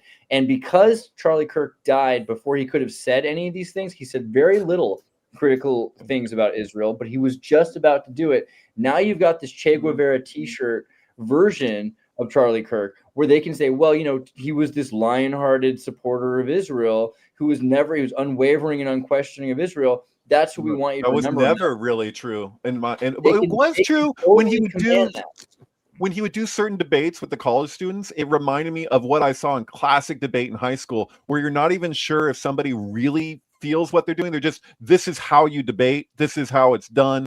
No matter what it is I'm going to do. It's like a chess game. You're just like, this is the side that I'm on. So this is, I got to win this debate. Which is dangerous. And I would say that's probably what got Socrates off, was that it was teaching rhetoric to the youth. And if you can teach rhetoric to the youth, you're more dangerous than almost anyone that's an actual artificer that's like building weapons.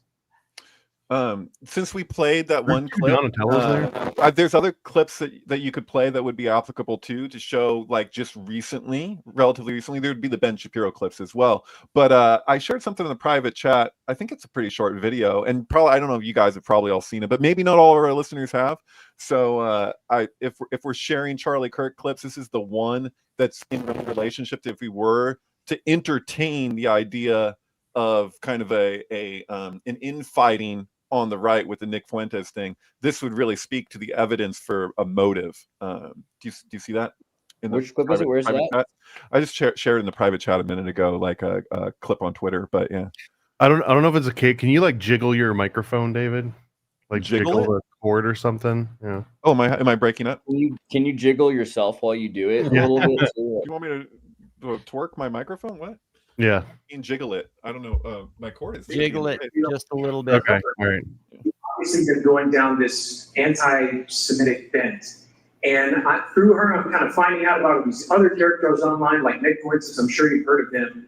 And these people, they've been active for a long time. And it seems like they've just been ignored, which is working. But now they're kind of surging in popularity. And as someone who I enjoy watching your debates, are they people you'd be willing to engage with and maybe shut them down in a way through a debate or something like that? Well, I mean, I'm not going to debate Candace. But no, look, I'll debate anybody that shows up at our campus events first and foremost. But I do want to take what you say and extrapolate that there is a corner of the internet of people that want to point and blame the Jews for all their problems. Everybody, this is demonic and it's from the pit of hell. And it should not be tolerated, really. But it goes to a structural problem of an entire generation that has economic resentment. They don't own anything. They're not getting married. They're not having children. They're depressed. They're anxious. They're staring at their screens all day long. And if all of a sudden your extrapolation of all that is, well, it's the Jews' fault, that is sloppy and shallow thinking. And not only that, they say, oh, it's the Jews' fault. Okay, let's kind of play this out. Well, tuberculosis, that used to kill about 1 billion people. You know, it's a group of Jewish scientists that came up with the antibiotic that cured tuberculosis. How about CPR, the MRI machine? You know, there's over 500 million lives that were saved over the last 50 years because of people that were Jewish scientists that were working on things. They'll never say thank you to the Jews, but they'll always say shame on the Jews. Weird how that works. And finally, they always blame the Jews for stuff. Jewish people are an ethnicity.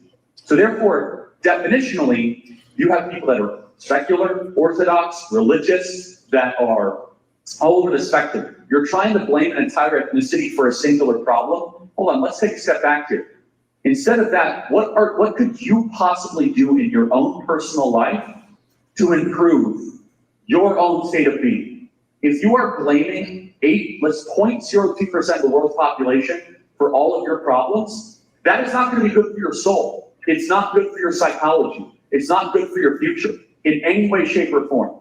And so I would just say this, that any young person that goes into this hyper online brain rot, you are serving yourself over to your own demise.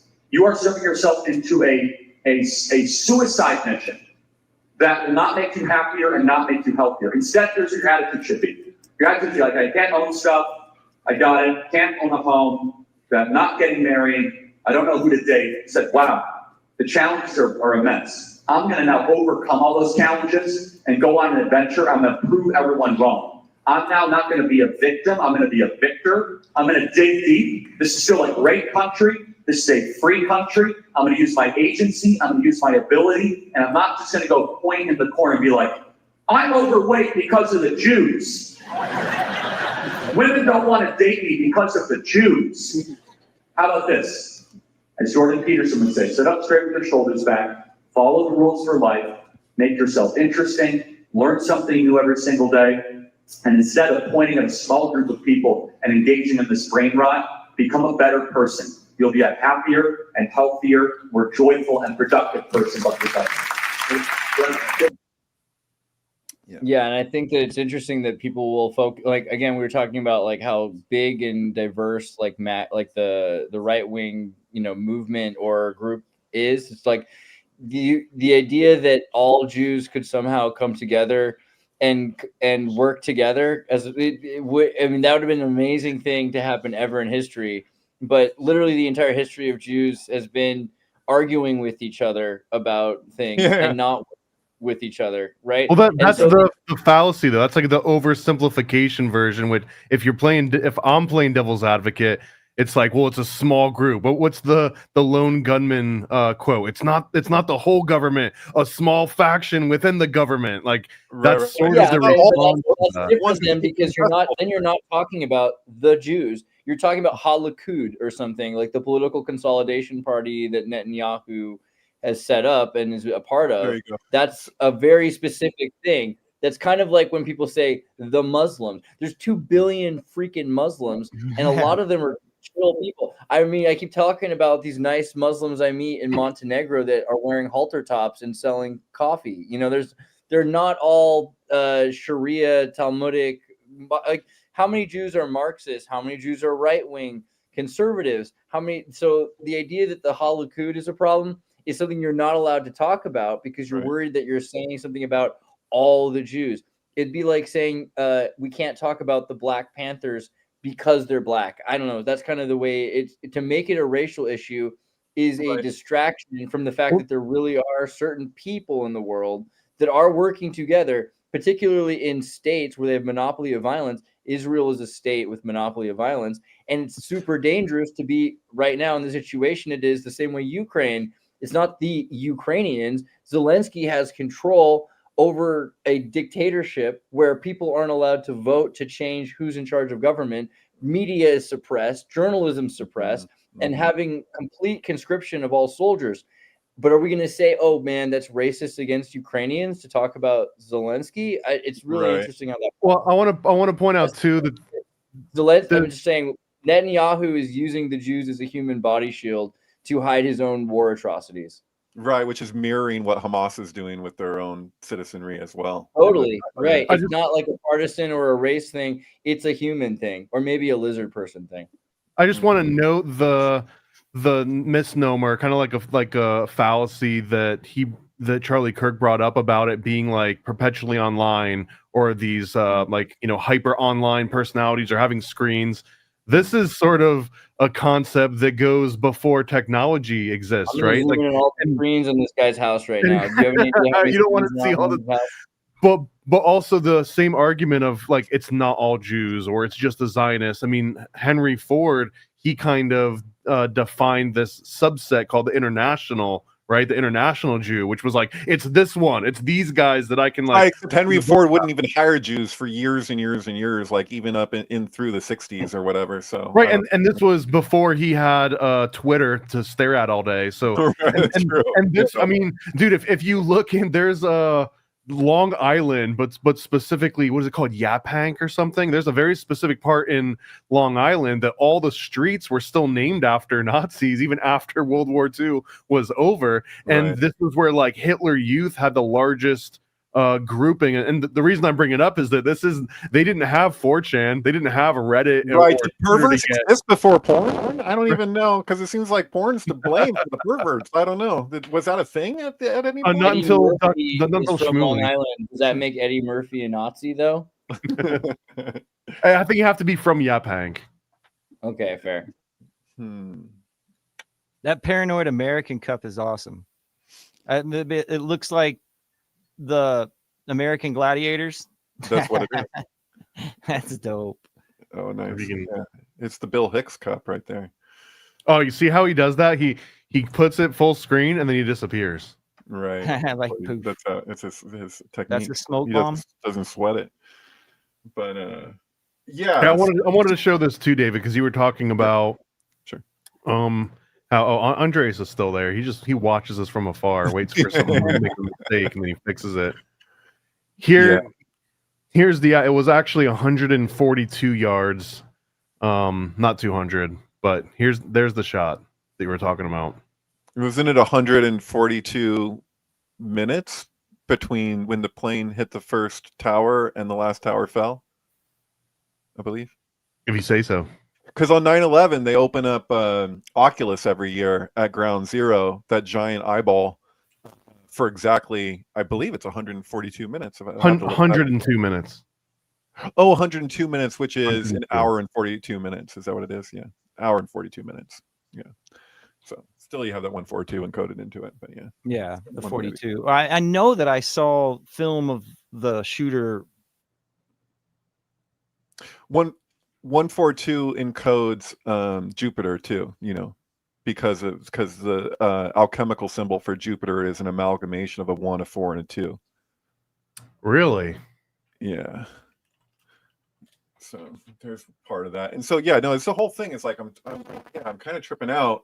I'm like, I'm really glad that you brought up however you say it, the Tony B tiles, because it feels like an example of something where somebody was just like touching on some kind of like kind of vague insight into something that we're left to like grapple with. Does that have any meaning? Is he just like crazy or whatever? Oh, Will's you're muted, Will. Can you unmute yourself? Or have you ever read any of Tony B? You know Tony B is a person, right? Right. Yeah. I saw the documentary, and I feel like maybe at this time when I was looking up stuff on him that I saw something that he I don't know what his relation. I know it's probably from a study of history, the abridged, but I don't know why. I think that's the mystery, right? We don't know why Tony B is mentioned with 2001, or the idea, or what he has to do with the idea of resurrecting the dead on Jupiter. Mm-hmm. I don't understand why he's in there. Tony B, the idea though, so I guess the idea came from him, but I haven't studied Tony B tiles in a long time. That used to be like a sync node. Yeah, I feel like for anyone that's not familiar with that, should at least explain the cool part of it is that those Toynbee tiles was a guy that cut out the bottom of his car, like a little pamphlet, like a little section of the floorboard. And while he was parked or while he was in traffic, he figured out this way to take these tiles and then like apply them to the actual street. So he'd be at a red light, and then after he takes off, now there's this tile on the street, and the tile would say Toynbee 2001 Resurrection Jupiter. Kind of had the same Resurrect that on message Jupiter. over and over again. And for the longest time, people were like, who the hell is doing this? How are they doing it? And because he had hollowed out the floorboard of his car, people were looking for someone like out doing it on the street at night, not even thinking that someone was doing it from within their car to kind of abstract the whole thing. So it was kind of like a wild goose chase for over a decade, I think. Right. Although he had them didn't he have them on walls too, and all kinds of weird stuff. And well, there was also a lot of copycats that started doing the same thing that he started doing. It started showing up in different cities, but it's like once it's there, it has something to do with the asphalt. He'd like put something on the top of it so you wouldn't know it was there, and then when it would wear off, then you would have that almost permanent, because it was, I'm not sure, I can't remember the process, but it started spreading to other cities. Right. I think the biggest takeaway that I've had with this over the years is that it seems to be directly referencing the prophecy in Isaiah, which, by the way, if I'm going to bring that up again, I have to iterate the point that, as far as I can tell, Jesus as a person, or the meaning behind the whole thing, seems to be taking obviously from that prophecy in the book of Isaiah about resurrecting the dead, and the tall thing, and all of that, and the reuniting of Shekhinah to Tetragrammaton, but this idea of the combining that with the scapegoat ritual. And the way that one goat gets released into the wilderness, which is actually being offered to the klipot, while the other one that's murdered is actually being offered to Hashem. And so they go in these two different directions, but like the basis of the scapegoat ritual applies itself in Christianity as he died for your sins, which is a kind of a strange concept if you combine that with anything like from the Judeo origin, because because sin isn't necessarily a personal thing. Like traditionally the view is that everyone has to share in the missing of the mark of others and the repercussions of that missing of the mark, right? Like we're one, we're all, it's kind of more bodhisattva. Like we're not really saved until all of us are saved. Like you can't really like just take yourself and remove yourself from the collective whole, and that's also the argument in Zohar for when it comes to what would ultimately be 9/11. What that would speak to is this idea that the rest of the world has to experience what happened to Jerusalem 2,000 years ago. That there would be a mass version of that everyone would basically have to come to the same point, that this isn't that the Jews aren't separate from the rest of humanity. Like it's not just about them integrating culturally. In fact, it's just the opposite. It's that, whatever it is that they were pointing to, this is not something that's owned culturally by them necessarily, that this is something that we're all faced with. And I think that Christianity itself kind of like speaks to that. And it's something a lot of people have an intense aversion to, which is why they go to places of like, give us Barabbas translates to the Jews killed Jesus, when it's not even about the Romans, even it's just about humanity. Like that's the point of the story, is that like we kill the person who's trying to get us to reflect, rather than debate or be challenged to debate. We would rather just get rid of that triggering entity, because it seems the easier path, Okay, in Isaiah 65, the prophet condemns those who have forsaken the Lord and forgotten his holy mountain, instead preparing a table for Gad and filling cups with mixed wine for destiny. The term Gad is widely interpreted by scholars as referring to the planet Jupiter, worshipped as the greater fortune or the giver of luck. That's why I said it was a lucky shot. And ancient Babylonian and Sumerian cultures. The interpretation is supported by the fact that Arabs referred to Jupiter as the greater good fortune, and the name Baal-Gad, found in the Old Testament, indicates the early prevalence of this worship in Syria. The table mentioned signifies a ritual meal offered to idols, a common practice in Assyrian and other polytheistic religions where food and drink were placed before images of deities.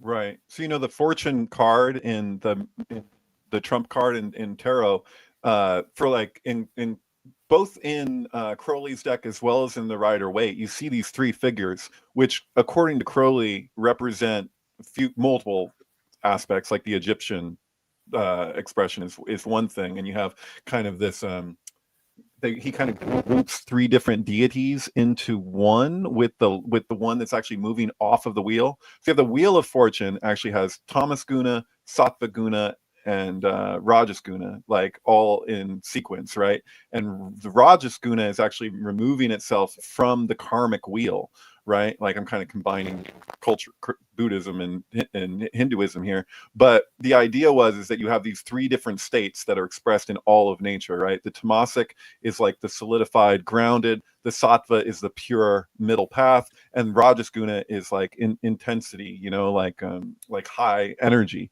And so you would think that it would be the Sattva, which is what you're supposed to balance the other gunas with, that would be the final in expression in the stages of samadhi. Yet actually the final stage of samadhi is characterized by Rajas Guna, not Sattva. Even though you're trying to emphasize Sattva the entire time throughout your life, practice to bring balance, in the end it's actually Rajas that takes you off of the wheel. So Crowley shows that really well when he has this character holding the Ankh that's like removing itself from that cyclical expression, but this has to do with evolution, right? So Jupiter corresponds to the Wheel of Fortune card in tarot, and actually, like if you look at if you arrange the 22 arcana as a Vesica Pisces, you can see where that particular arcana relates to the shift that also corresponds in reflection of the Hanged Man, that the Hanged Man is a full reversal,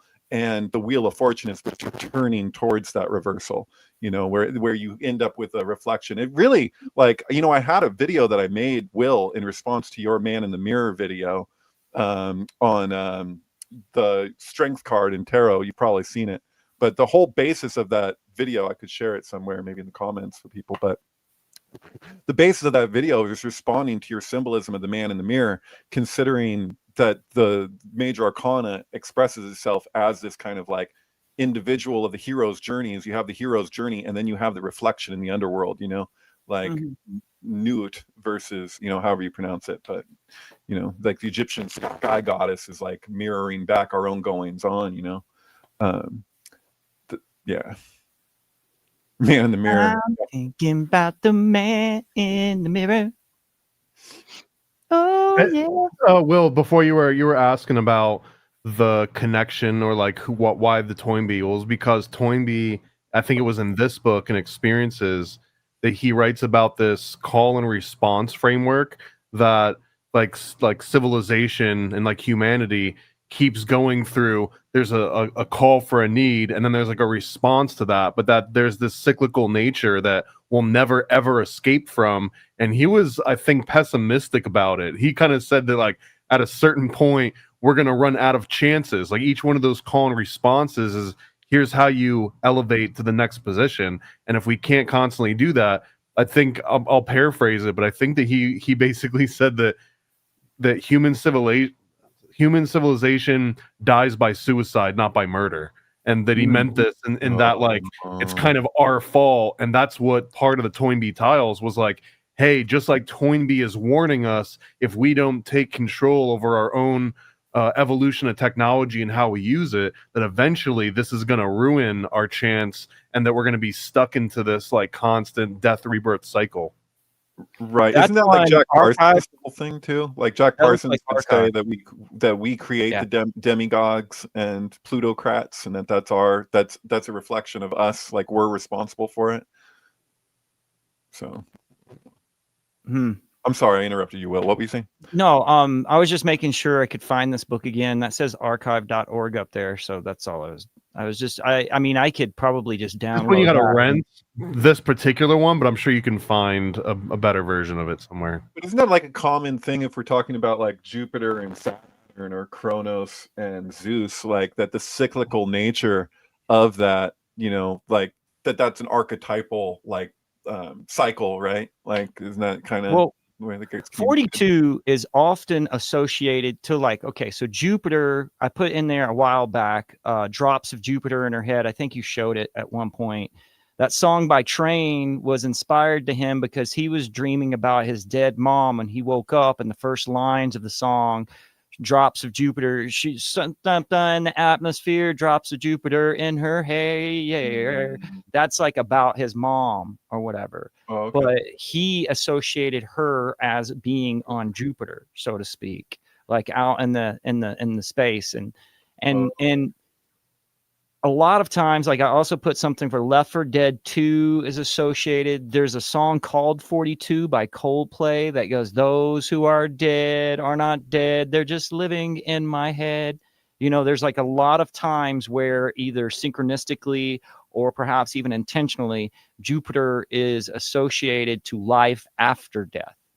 23 is sometimes associated with death. 24 would be 42 backwards is associated with life after death. Right. Well, there's Julia too from the Beatles on the White Album, which was John Lennon's mother's name, but it's also Julia means Jupiter's child. Oh, right. Yep. Yeah, and then they'll have the Haunting of Julia too, which connects. Right. Because it would be the Rosemary's Baby would be basically the son of Jupiter. Like Jupiter is kind of the devil aspect. Yeah. So you didn't mention this, Thomas, but that's in your chain that we started this conversation with, where we're talking about the bad seed and the good son, and we need to talk about Kevin. I mean, these are all instances where you have the seed from the beginning. It's evil from the beginning, right? The nature versus nurture argument is just like, what if the thing is just like that? Rosemary's Baby. But I just read in Tarantino's book of Once Upon a Time in Hollywood. I should, if I can grab it, show you the excerpt maybe. But he's talking about how Polanski was an atheist, and the reason why he made the movie the way that he did, which is apparently more distinct from the book, is that he wanted to have it be presented that just as easily, as much as you could entertain the supernatural in this movie, you could also entertain that these people are all just freaking crazy.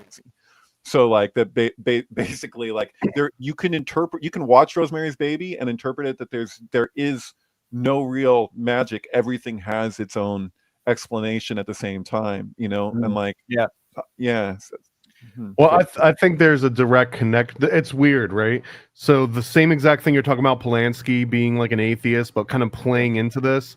That is what Leo Taxel did originally with the Freemasons and worshiping Baphomet and doing child sacrifice. And then he got the Vatican involved in all this, where he himself was this atheist, and he wove up this tale of Satan worshipers getting together and doing secret combinations and doing all these sacrifices, and it like whips everyone into this frenzy. And he was able to kind of like sit back and enjoy it, seeing like all these other sides that he didn't necessarily even care about or agree with fighting amongst themselves.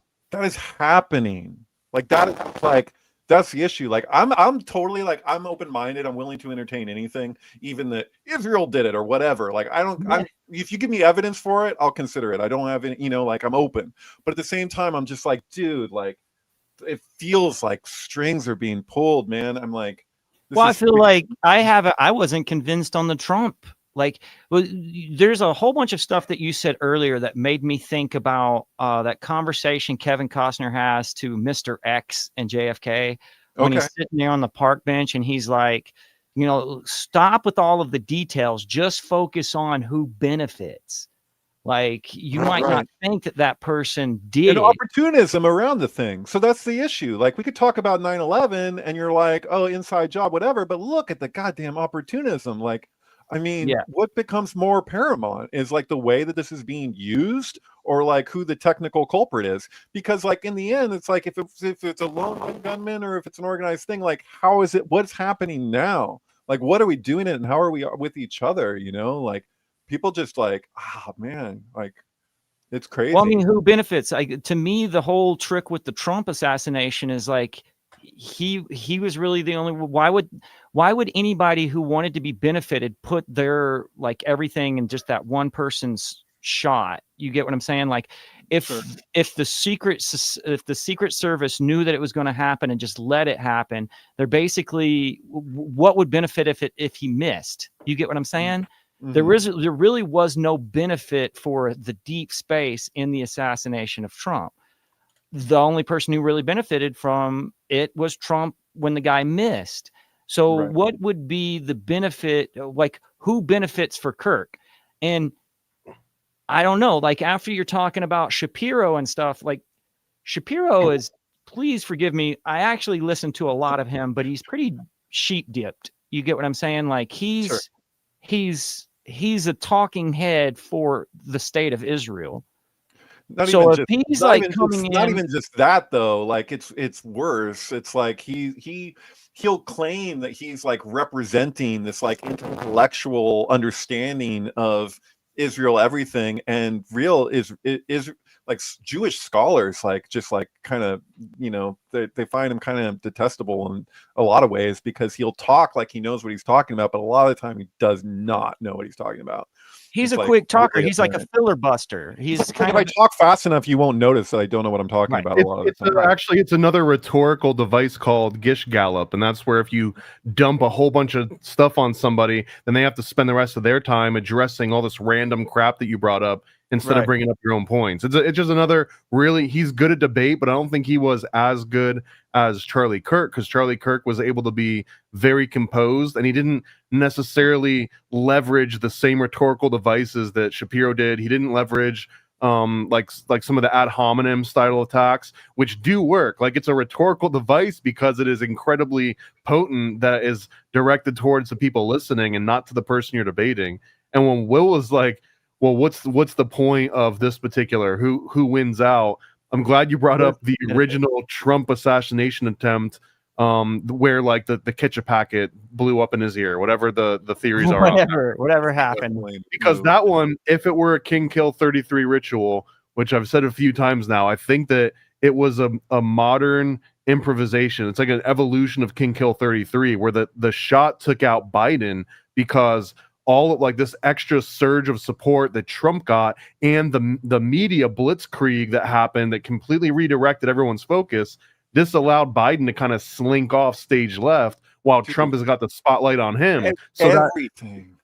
So this was a legitimate king kill ritual, because it takes out the existing king and it frees up that power for the next king to come in. I mean, I feel like that's what we're talking about now. And it doesn't mean that I personally think that it had to be planned out like politically, but what happens is that there's now a vacuum and someone's going to fill that vacuum. That's what the king kill ritual is all about.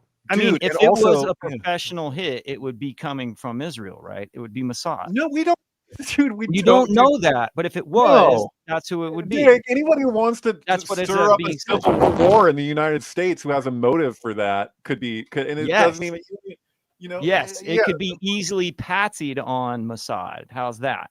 Sure, whatever. Just like it could be patsied on a single shooter who's you know, a right winger dating a trans person. Like, I don't freaking know. You said that it was like, it looked professional. It looked like a professional shot. The elements of it look like it had to have been professional, but at the same time, he's sitting down. He's not moving. He got him in the neck, not the head, or you know what I mean? Like, it's like there's a lot of anomalies. Professional and amateur is, I think, one of these weird red herrings that's adding noise to it, because technically the distance is not professional. It's not a professional distance. 124 yards is nothing. You can shoot at 124 yards indoor in a range. One of the ranges I go to is I got 150 bay in it, so it's not hard. What's hard is under the pressure, the fact that according to the ATF, that it was the one and only shot that I guess he pulled off, and it was Lee Harvey Oswald-esque. It was in a bolt action, which doesn't necessarily play directly into the PatCon Second Amendment suppression angle that usually comes up in these, because then it should have been an AR-15, or it should have been some sort of semi-automatic rifle. The fact that it's bolt action, it kind of puts it as this weird outlier, because or maybe now bolt action also get included into the Second Amendment debate, where previously this was left on the back burner on a shelf somewhere. Right. Well, there's all these elements in the whole thing that just make it so that people want to take these like very like jump to polarized positions on the matter, but as it stands for the time being, it's like jokes on you any angle that you take, especially, I don't It's know. so It's like, obscured. It's so obscured that you just can't trust the event. What yeah, what you should not do is let your hate germinate. Just state this little thing that happened. Don't let it come back regurgitating out of you.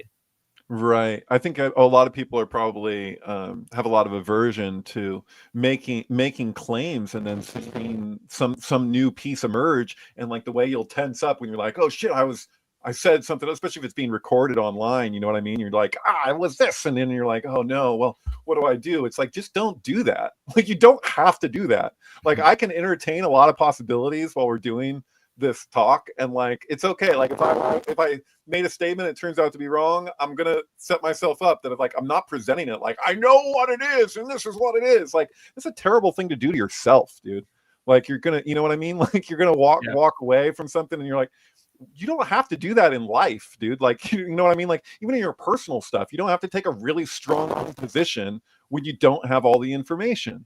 As it stands, we don't have all the information. So why do that? Okay. Even when we have all the information. So there's a lot of times I feel like there's a lot of things that are perpetrated to be confusing, which kind of key me in to the fact that there's some sort of conspiracy going on, but it also tells me that I can't judge the conspiracy off of what is obvious, because what is obvious could just be a blind. Dude, there's Smirkgate, dude.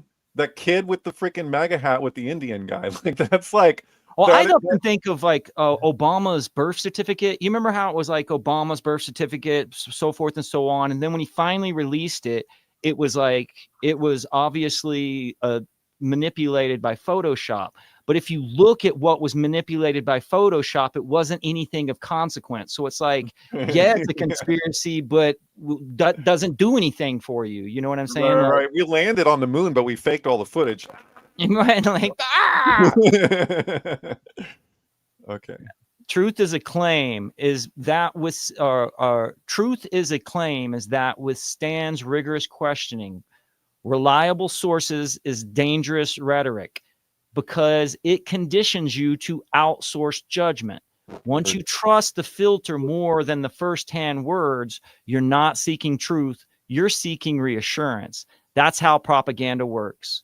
Narrative shaping twist facts trains you to see dissent as evil and censorship as virtue. When every rival idea is smeared as dangerous or fascist, you've already accepted authoritarianism. I'm having a rough time, guys. Yeah, truth isn't fragile. It's the idea that survives open challenge. Thank you, ChatGPT. Yes. Appreciate that insight. You can literally tell that I didn't use ChatGPT to write this and got in an argument with the lady who runs the 1947 archive because of the fact that I said truth is a claim that withstands. Yeah. So that kind of screwed me up a little bit, but you can see that it's screwed up by human error. And that also proves I'm human, which is disgusting. I'm sorry. No, because I use chatbot GPT all the time and then go back and misspell words. So people on purpose. Yeah. That's how you do it. That's how, just to make it look real. All right. Just make it look real. Like, well, I want to say that's the same thing like what Charlie Kirk was saying, where it's like, oh, well, if they're trying to kill us all, then why come back and invent the cure for these things that save people? It's like, because that's how insidious they are. Like, they're not only time travelers, but it's so sadistic to want people to survive just so that you can torture them even more. It's crazy. Well, I mean, it is a fact that the majority of inventors are Jewish. I think there's a lot of them. There's a ton of very cool black inventors, like that vacuum haircut machine. That was a black guy. The Floby. Yeah. Floby to the idea. Resurrect. And we're winding down here. I do have, since you brought up the Obama birth certificate, I just have to point out that anyone can go and download the original PDF file directly from I'm sure that this got moved now, but you can download the original long form PDF that was supposed to be Obama's birth certificate, and you can go through these steps where you open it up in Adobe Illustrator, and you can see that there's multiple layers, and inside those layers is a separate like PNG transparency with the signature on it, which clearly indicates that it was not the original document. Whatever was provided officially was a manipulated document that had all this extra metadata in it, and it shows you exactly all these different little fragments that are left over on this additional overlay. Anyone that has used Photoshop or Illustrator or anything with layers in it would immediately be able to tell that this is not an original document. So that's what I'm saying. Like, it wasn't even hid very well. It was almost like a wild goose chase. You get what I'm saying? Like, also, like someone just said that like mostly black inventors were in the past. Think about Jerry Lawson, who invented video game cartridges to begin with, and they're trying to get rid of video game cartridges now, right? And take away your ownership of things. Or Dr. Marianne Croak, who invented VoIP, Voice over Internet Protocol, and has like 200 patents. She's like, from right now, she's a black woman inventing stuff.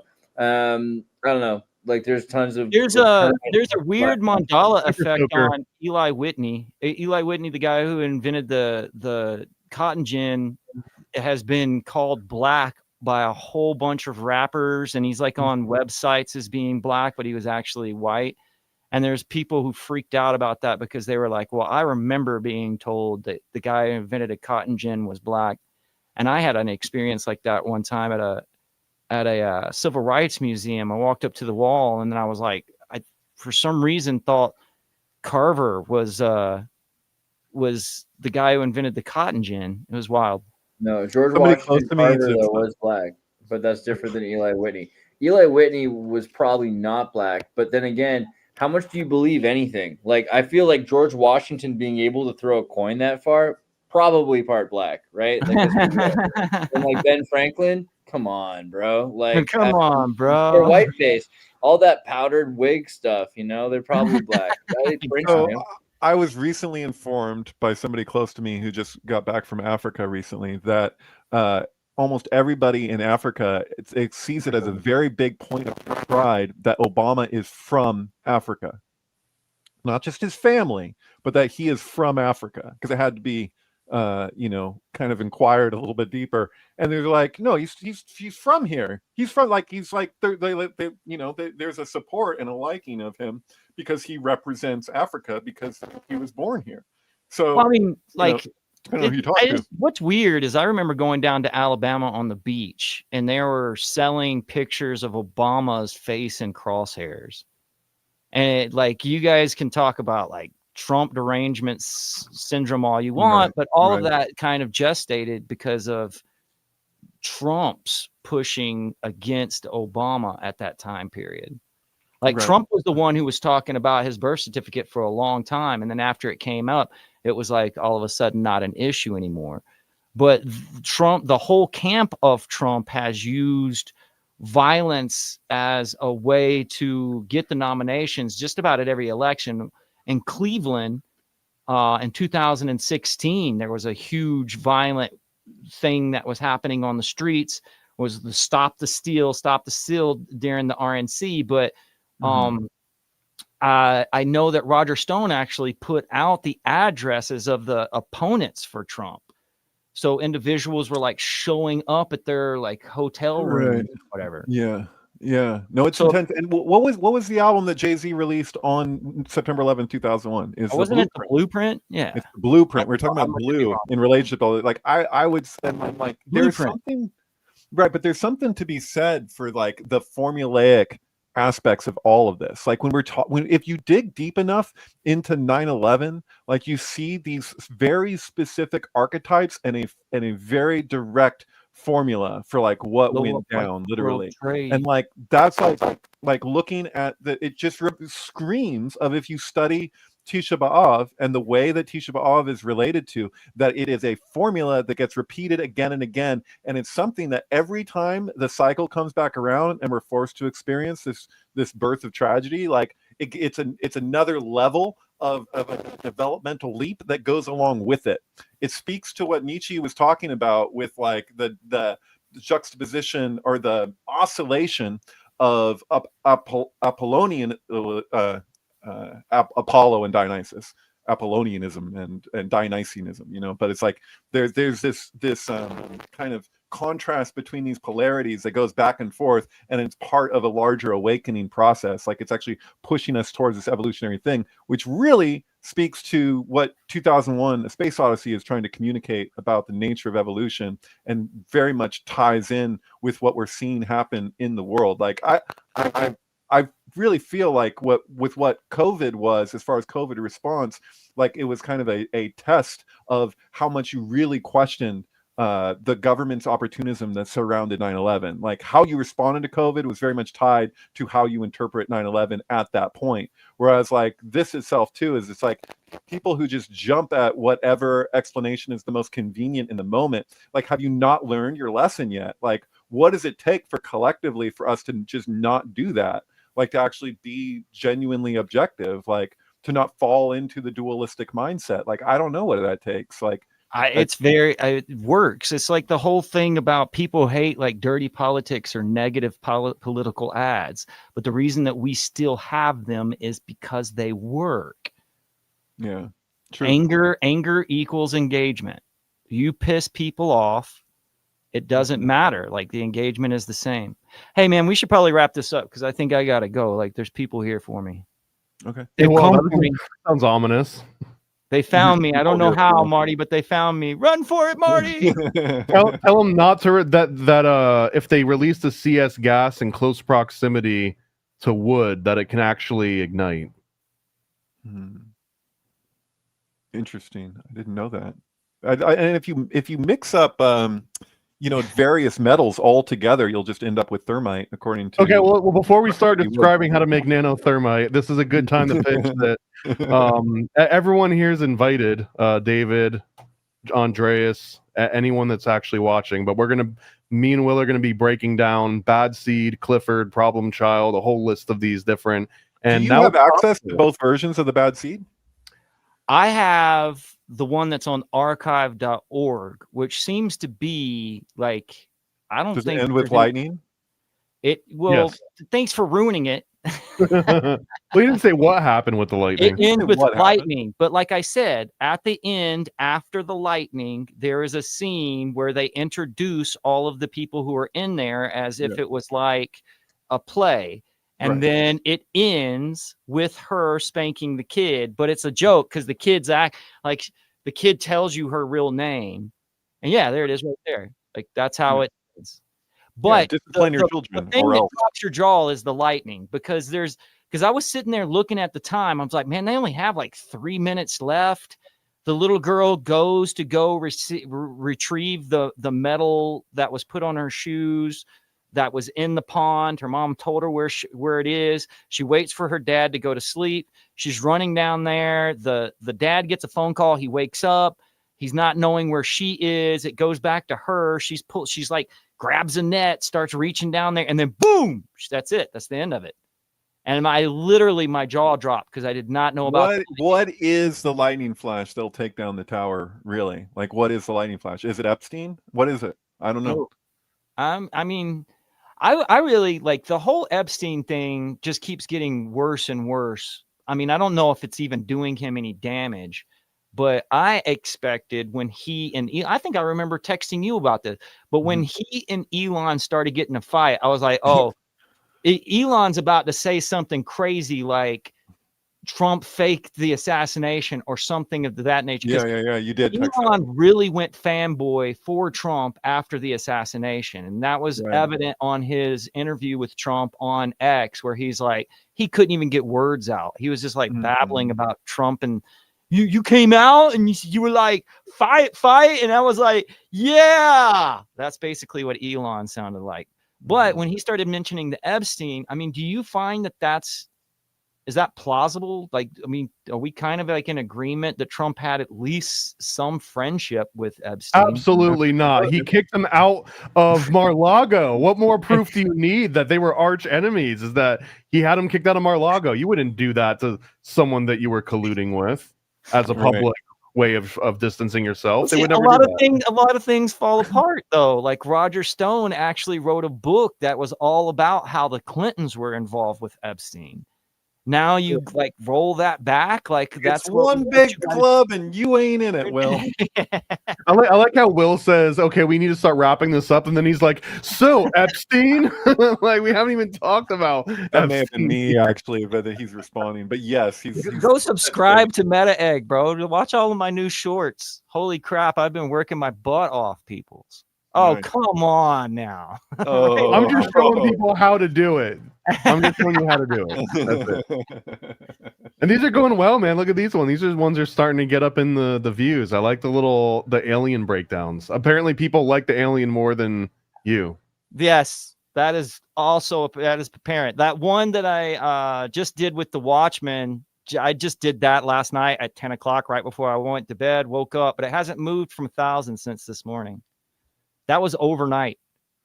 But none of those are subscribers who are watching them. Like if I go back and I look at the analytics, they're reaching out because people hit that damn alien. But I'm doing bigger videos too. Like if you go to the videos, I have one for Whitley Strieber. I have one for a review on Alien Planet Earth. I just did another review live stream for Alien Planet Earth like a day ago. And then you and I will do a live stream here come soon on Clifford. In the Bad Seed and Problem Child and pretty much City Hall. I wanted to say, and I'm sorry, I know you guys are going to have a whole conversation, but I just want to put out there that symbolically, like more than symbolically, like when he says you can't fight City Hall, Charles Grodin, you know, and then they change it to I have a bomb or whatever, and they take his words, like that is like literally like what is been happening all over the place, and I feel like right now it's all kind of coming to a head where people are being forced to see how that formula has been going on and on and on and on. Like, well, one of the things with Clifford, and I'm not going to get too much into it, but like he has the same level of introducing chaos, but he uses technology. One of the first things that you see Clifford do is that he's hacking into like the ATM machines or whatever and like distorting people's faces. And then he's hacking in and piecing together these different voicemail messages. He puts computer code on a disk that makes this whole display like blow up. So he's the only bad seed that uses technology, which is kind of weird, even though it's sort of 90s. Oh, interesting. Yeah. You're gonna have to tune in to me and Will breaking it down in more detail. Also, you're gonna have to go to David Charles Plate on Twitter, and then you go directly to the highlight section, and don't let any of these play on a live stream because they are uncensored and very explicit. That's exactly how David likes it. And then you can also go to the Sync book here, and then once you're at Sync book, you want to look and follow the all the different movies we've got. And what was the one what was it, Home Alone, that you said that tied up to Bad Seeds? Oh no, I was saying that the Good Son and the Good Son. Nick Cave and the Bad Seed. The Good Son. I was gonna say you gotta watch the Good Son Sync. Yeah. Is it on here? It's not. I haven't uploaded it. I have it in my computer. I'll upload it eventually. But yeah, no, it's crazy. But it was so other wild. Bad Seed things. I have the Bad Seeds. Nick Cave and the Bad Seeds with a bunch of things. If you go around Gravity, and Push the Sky Away. And The Wicker Tree, the sequel to The Wicker Man, made by the same producer director as Wicker Man, with that's the original there, but with Bad Seeds album, The Skeleton Tree. But there you go, The Wicker Seeds. Yeah, no, it's weird stuff, but yeah, totally got a lot of Nick Cave in there. Beautiful stuff, right? And just really quickly, let me grift. I should have grifted earlier. My bad. You guys should all be using the Uncensored F Chat. It's the place where you want to talk about weird stuff like synchronicities and numbers and whether or not Charlie Kirk's even really dead. Go ahead to the fchat.net/@Xirtus, and also Xirtus.com. You can help support the videos that we're making, we're making more videos than ever. Surprise, surprise. There's going to be an entire series on the Bosnian pyramid. We're making all kinds of music. There's all kinds of edits. Raphael's been putting together all the footage we have, and we'll be releasing the next video. I think maybe tomorrow, I think would probably be a good time to release the next one. So I'll put that out there. There's gonna be some members only for the first week of some of the videos. Oh, and I added a cool little Bitcoin donation button for those that are interested in crypto. It's a cool little QR code.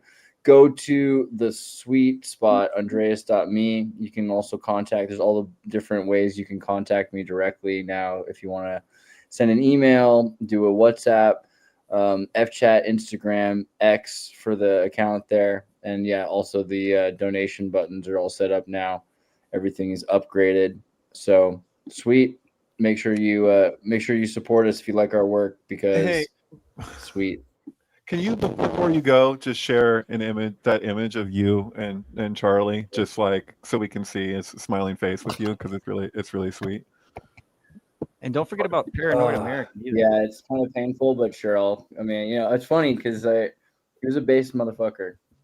You know what? And I always played the communist when I talked to him, which was one of the cool things, because I would feel like, well, here's the thing about social infrastructure and everything else. I have to go back down. I saw it at the top. But, Did it go past already? No, it's further. Well, no, I mean, it was also for images that you would upload. Yeah, there you go. I'll read what I said though. This one is harder than most. Charlie was good and decent and still humble. I will miss him. He was great to talk with. He liked hearing different ideas in his own. It's not loading because I've got too many things open or something. He loved debate because he wanted to test his logic to get closer to truth. Prayers for his family. Good journey, bro. That's all I have to say right now. Oh, his ring is on the right finger. For the people that keep talking about the ring thing, like he loved to play with his ring, so he'd pull it off and flip it around like a coin that he'd roll on his finger. It's called a hinge ring. It comes off and on. You don't have to slide it to get it. Yeah. Yeah. He was, and it was gold, because in case you ever get lost and you need to support your family, you can sell your ring, and you can usually get a few weeks of next moves to make. He was a very cool guy, and I'm still not completely adjusted to the whole thing, but dude, good journey, bro. There's guns. You see that? There's right behind him. There's Trump, there's Biden, and then there's a bunch of guns. Sure. Second Amendment. strong supporter. All right. Thanks for everything, Thomas. I appreciate your coordination, I guess is a good way to say it.